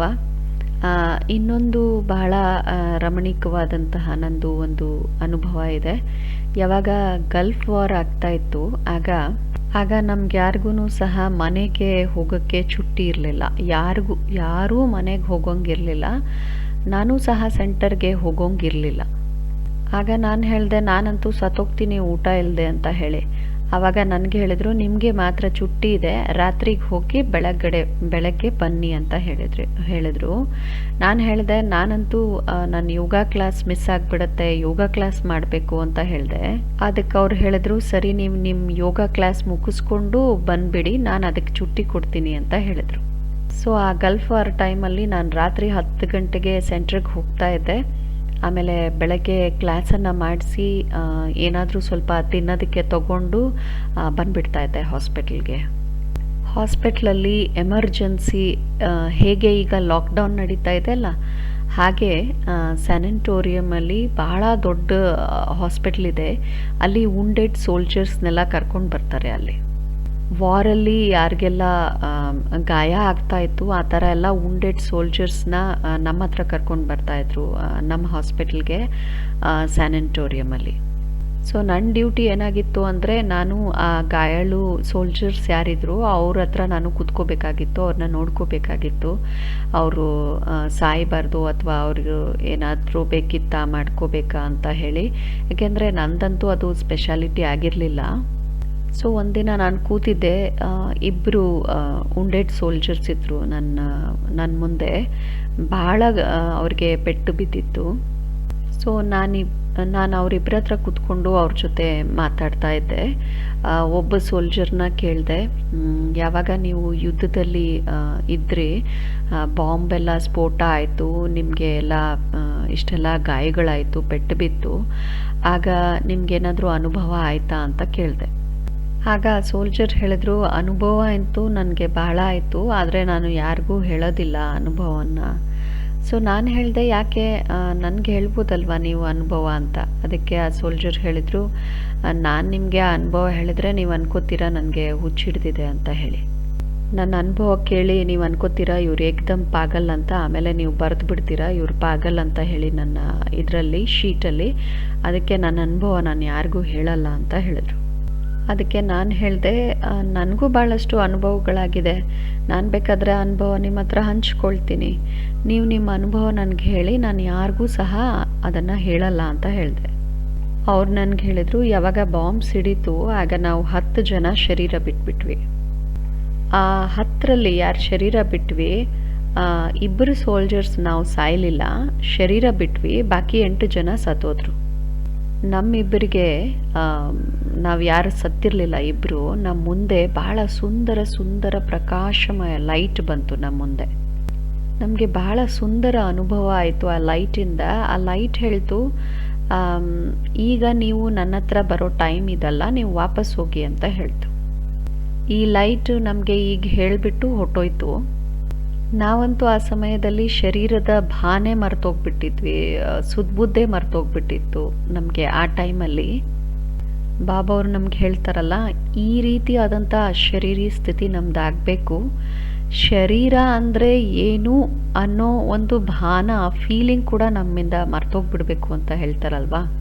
ಯಾವಾಗ ಮಹಾರಥಿಗಳು ಶರೀರ ಬಿಟ್ಟರು ಆಗ ಹೇಳ್ತಾರಲ್ಲ, ಅಂದರೆ ಬಡಿದಾದಿ ಶರೀರ ಬಿಟ್ಟರು, ಅನೇಕ ಮಹಾರಥಿಗಳು ಶರೀರ ಬಿಟ್ಟರು, ಆಗ ಆ ಸಂದೇಶದಲ್ಲಿ ಹೇಳ್ತಾರಲ್ಲ, ನಮಗೆ ಶರೀರದ ನೆನಪು ಬರಲಿಲ್ಲ, ಶರೀರದ ಭಾನನೇ ಇರಲಿಲ್ಲ ಅಂತ ಹೇಳಿ. ಅವ್ರಿಗೆ ಈ ರೀತಿಯೇ ಅನಿಸ್ತಾ ಇರುತ್ತೆ, ನಾವು ಬಾಬಾ ಅವ್ರ ಜೊತೆಯಲ್ಲಿದ್ದೀವಿ ಅಂತ ಹೇಳಿ, ಆ ಶರೀರದ ಬಗ್ಗೆ ಅವ್ರಿಗೆ ಭಾನೆ ಇರೋದಿಲ್ಲ ಅಲ್ಲ. ಆ ಸೋಲ್ಜರ್ ಹೇಳಿದ್ರು, ನಾವಿಬ್ಬರು ಅಂತೂ ಸಿಕ್ಕಾಕೊಂಡ್ಬಿಟ್ಟಿದ್ವಿ ಅಲ್ಲಿ, ಯಾಕೆಂದರೆ ಇಷ್ಟೆಲ್ಲ ಶರೀರಗಳು ಇಲ್ಲಿ ಬಿದ್ದಿದೆ, ನಾವು ಯಾವ ಶರೀರದಲ್ಲಿ ಹೋಗಬೇಕು ಅಂತ ಯೋಚನೆ ಮಾಡ್ತಾಯಿದ್ವಿ. ನಮಗೆ ಇದು ನಮ್ಮ ಶರೀರ ಅನ್ನೋ ಫೀಲಿಂಗೂ ಇರಲಿಲ್ಲ, ನಮಗೆ ಯಾವ ಶರೀರ ಅಂತಲೂ ಗೊತ್ತಾಗ್ತಿರ್ಲಿಲ್ಲ. ನೋಡಿ ಡಾಕ್ಟ್ರೇ, ಆ ಲೈಟ್ ಅಂತೂ ನಮಗೆ ವಾಪಸ್ ಹೋಗು ಅಂತ ಆರ್ಡ್ರ್ ಮಾಡಿ ಹೊಟ್ಟೋಯ್ತು.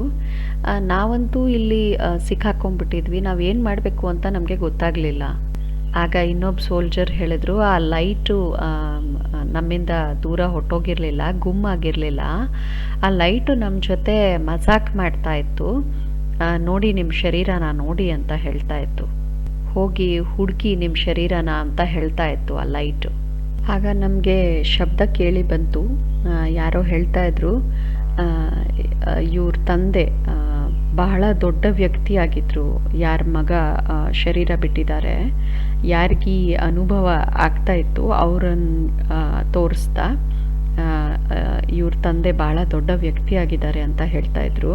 ಸೊ ಯಾರಿಗೆ ಅನುಭವ ಆಗಿತ್ತು ಅವ್ರ ತಂದೆದು ಮೆಸೇಜ್ ಬಂದಿತ್ತು ಆರ್ಮಿಯಲ್ಲಿ, ನಮ್ಮ ರೇಡಿಯೋ ಮೆಸೇಜು, ನಮ್ಮ ಮಗ ಅಲ್ಲಿ ಸತ್ತಿದಾರೋ ಅಥವಾ ಉಳಿದಿದ್ದಾರೋ ಅಂತ ನೋಡಿ ನಮಗೆ ಹೇಳಿ ಅಂತ. ಸೊ ನಮ್ಮದು ಹೆಸರು ಕೇಳಿ ಬಂತು, ಯಾರೋ ಒಬ್ಬರು ಹೇಳ್ತಿದ್ರು, ಅವರು ಹೇಳಿದರು, ನಾವು ನೇಮ್ ಟ್ಯಾಗನ್ನು ನೋಡಿಬಿಟ್ಟು ನಿಮಗೆ ಕನ್ಫರ್ಮ್ ಮಾಡ್ತೀವಿ ನ್ಯೂಸನ್ನು ಅಂತ ಹೇಳಿದರು.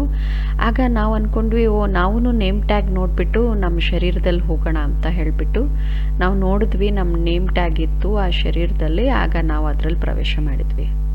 ಸೊ ಪ್ರವೇಶ ಮಾಡಿಬಿಟ್ಟು ನಾವು ಎದ್ದು ಕೂತ್ಕೊಂಡ್ಬಿಟ್ವಿ ನಾವಿಬ್ರೂ.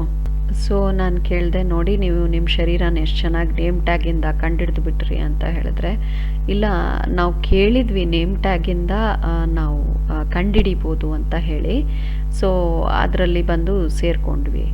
ಸೊ ನಾನಂತೂ ಅಂದೆ, ಎಷ್ಟೊಂದು ಶರೀರಗಳು ಬಿದ್ದಿದ್ವು ಅಲ್ಲಿ, ಯಾವುದೇ ಶರೀರದಲ್ಲಿ ನೀವು ಸೇರ್ಕೋಬೋದಾಗಿತ್ತು ಅಂತ ಹೇಳಿ ನಾನು ಅವರೆಲ್ಲ ನಗಕ್ಕೆ ಶುರು ಮಾಡಿದ್ವಿ. ಅವರಿಬ್ಬರದು ಗಂಭೀರ ಸ್ಥಿತಿ ಆಗಿತ್ತು, ಆದ್ರೂ ನಾನು ಈ ರೀತಿ ಹೇಳಿದಾಗ ನಾವೆಲ್ಲ ರಮಣೀಕವಾಗಿ ನಗ್ತಾ ಇದ್ವಿ. ಆಗ ಅವ್ರು ಹೇಳಿದ್ರು, ನಾನಂತೂ ಆ ಶರೀರಕ್ಕೆ ಹೋಗ್ಬೋದಾಗಿತ್ತು, ಆದರೆ ಅವ್ರ ಮನೆಗೆ ಹೋದರೆ ಅವ್ರ ಬೀಬಿ ಅವ್ರ ವೈಫ್ ಏನಿದ್ದಾರೆ, ಶರೀರ ಅಂತೂ ಅದೇ ಇರುತ್ತೆ, ಬಟ್ ನನ್ನ ಬಿಹೇವಿಯರ್ ಚೇಂಜ್ ಇರುತ್ತಲ್ವಾ. ಆಗ ಅವ್ರು ಹೇಳ್ತಾರೆ, ಇವರಂತೂ ಪಾಗಲ್ ಆಗಿಬಿಟ್ಟಿದ್ದಾರೆ, ಇವರಂತೂ ನನ್ನ ಪತಿ ಅಲ್ಲ ಅಂತ ಹೇಳ್ತಾರೆ. ಸೊ ನಾನು ಬೇರೆಯವ್ರ ಶರೀರಕ್ಕೆ ಹೋಗ್ಬಿಟ್ಟಿದ್ರೆ ನಾನು ಅವ್ರ ಜೊತೆ ಸಂಬಂಧ ಹೆಂಗೆ ನಿಭಾಯಿಸೋದು? ಯಾಕೆಂದರೆ ಅವರಂತೂ ನನ್ನ ವೈಫ್ ಆಗಿರಲಿಲ್ಲ. ಒಂದು ವೇಳೆ ಬೇರೆ ಶರೀರದಲ್ಲಿ ಸೇರ್ಕೊಂಡ್ಬಿಟ್ಟಿದ್ರೆ ಎಷ್ಟೊಂದು ಗಡ್ಬಡ್ ಆಗಿಬಿಡ್ತಾ ಇತ್ತು. ಆದ್ದರಿಂದ ನಾವು ನಮ್ಮ ಶರೀರದಲ್ಲೇ ಬಂದು ಸೇರ್ಕೊಂಡಿದ್ವಿ. ಆ ಲೈಟ್ ನೋಡಿ ಎಷ್ಟು ಮಜಾಕ್ ಮಾಡ್ತಾ ಇತ್ತು ನಮ್ಮ ಜೊತೆ ಅಂತ ಹೇಳಿದ್ರು. ಆ ಲೈಟ್ ಅಂತೂ ಕೇವಲ ಹೇಳಿಬಿಡ್ತು, ನೀವು ಹೋಗಿ ನಿಮ್ಮ ಶರೀರಕ್ಕೆ ವಾಪಸ್ಸು ಅಂತ. ನಾವು ಇಷ್ಟೊಂದು ಶರೀರಗಳಲ್ಲಿ ಯಾವ ಶರೀರಕ್ಕೆ ವಾಪಸ್ ಹೋಗಬೇಕಾಗಿತ್ತು? ಆಗ ಅವ್ರು ಹೇಳಿದ್ರು, ನಾವು ಶರೀರ ಬಿಟ್ಟಾಗ ಶರೀರದ ಬಾನಿಂದ ಬಹಳ ದೂರ ಆಗಿಬಿಡ್ತೀವಿ. ನಮಗೆ ಈ ಶರೀರ ಹೆಂಗಿರುತ್ತೆ, ಏನು ಶರೀರ ಅನ್ನೋ ಫೀಲಿಂಗಿಂದನೇ ನಾವು ದೂರ ಆಗಿಬಿಟ್ಟಿರ್ತೀವಿ. ಸೊ ಇಷ್ಟೊಂದು ಡೀಪ್ ಅಶರೀರಿ ಸ್ಥಿತಿಯ ಅನುಭವ ಆಗುತ್ತೆ ಆತ್ಮಗಳಿಗೆ ಸತ್ತ ನಂತರ. ಮತ್ತು ಕೆಲವು ಆತ್ಮಗಳಿಗೆ ಯಾರು ಸತ್ತು ಉಳಿತಾರೆ, ಸೊ ಆ ಸಾಯುವಂತಹ ಟೈಮಲ್ಲಿ ಈ ರೀತಿಯಾದಂತಹ ಡೀಪ್ ಅಶರೀರಿ ಸ್ಥಿತಿಯ ಅನುಭವ ಆಗುತ್ತೆ. ನಾನಿನ್ನೂ ಒಂದು ಅನುಭವ ನಿಮಗೆ ಹೇಳಬೇಕಾಗಿದೆ. ಒಂದಿನ ನಾನು ಯಾವಾಗ ಮಧುಬನದಲ್ಲಿದ್ದೆ, ಬಾಬ್ದಾದರವರ ಮಿಲನ ಆಯಿತು. ಮುರಳಿ ಕ್ಲಾಸ್ ಆದಮೇಲೆ, ಮಿಲನ ಆದಮೇಲೆ ಬಾಬಾ ಅವರು ನನ್ನನ್ನು ಕರೆದ್ರು. ಅದಕ್ಕೆ ಮುಂಚೆ ನಾನು ಮಧುಬನದಲ್ಲಿ ಈ ಅಶರೀರಿ ಸ್ಥಿತಿಯ ಅನುಭವದ ಬಗ್ಗೆ ಮಧುಬನದಲ್ಲಿ ಕ್ಲಾಸ್ ಮಾಡಿದ್ದೆ. ಬಾಬಾ ಅವರು ತಮ್ಮ ಹತ್ರ ಕರೆದು ನನಗೆ ಹೇಳಿದರು, ಮಗು ನೀವು ಯಾವಾಗ ಭಾಷಣ ಮಾಡ್ತೀಯಾ ಮತ್ತು ಬೇರೆಯವ್ರಿಗೆ ಅನುಭವವನ್ನು ಹೇಳ್ತೀಯ, ಜ್ಞಾನವನ್ನು ತಿಳಿಸ್ತೀಯ, ಆಗ ನೀನು ನಿನ್ನ ಅನುಭವದಿಂದ ಅದನ್ನು ಹೇಳ್ತೀಯ ಅಂತ ಹೇಳಿದರು. ಆದ್ದರಿಂದ ಎಲ್ಲರಿಗೂ ನಿಮ್ಮ ಅನುಭವ ಚೆನ್ನಾಗಿ ಅನಿಸುತ್ತೆ. ಆದ್ದರಿಂದ ನೀವು ಯಾವಾಗ ಅನುಭವ ಹೇಳ್ತೀರಲ್ವ, ಆಗ ಬಾಬ್ದಾದನೂ ಸಹ ನಿಮ್ಮ ಅನುಭವ ಕೇಳೋದಕ್ಕೆ ಬಂದುಬಿಡ್ತಾರೆ ಅಂತ ಹೇಳಿದ್ರು. ಸೊ ಈ ಬ್ಲೆಸ್ಸಿಂಗ್ಸ್ ಬಾಬಾ ಅವರು ನನಗೆ ಕೊಟ್ಟಿದ್ದರು. ಬಾಬಾ ಅವ್ರದ್ದು ನನ್ನ ಮೇಲೆ ಬಹಳಷ್ಟು ಬ್ಲೆಸ್ಸಿಂಗ್ಸ್ ಇದೆ. ಒಂದು ಸತಿ ಬಾಬಾ ಅವರು ಹೇಳಿದರು, ಈ ಮಗು ಭಾಳ ದೂರ ದೂರ ಇದೆ, ಆದರೆ ನನ್ನ ಹೃದಯಕ್ಕೆ ಭಾಳ ಸಮೀಪ ಇದೆ ಅಂತ. ಸೊ ನಾನು ಫಿಸಿಕಲಿ ನಾನಿರುವಂಥ ಜಾಗದಿಂದ ಬಹಳ ದೂರ ಇದ್ದೀನಿ ಬಾಬನ ಒಂದು ಜಾಗಕ್ಕೆ. ಆದರೆ ಈ ಎಲ್ಲ ಅನುಭವಗಳು ಏನೆಲ್ಲ ನಾನು ಮಾಡಿದ್ದೀನಿ ಲೈಫಲ್ಲಿ, ಈ ಅನುಭವಗಳ ಆಧಾರದ ಮೇಲೆ ನಾನು ಬಾಬಾ ಅವ್ರಿಗೆ ಬಹಳ ಸಮೀಪ ಇದ್ದೀನಿ. ಈ ಅನುಭವಗಳ ಆಧಾರದಿಂದ ನಾವು ಭಾಳಷ್ಟು ಬಾಬಾ ಅವ್ರಿಗೆ ಸಮೀಪ ತಲುಪ್ಬೋದು. ಓಂ ಶಾಂತಿ.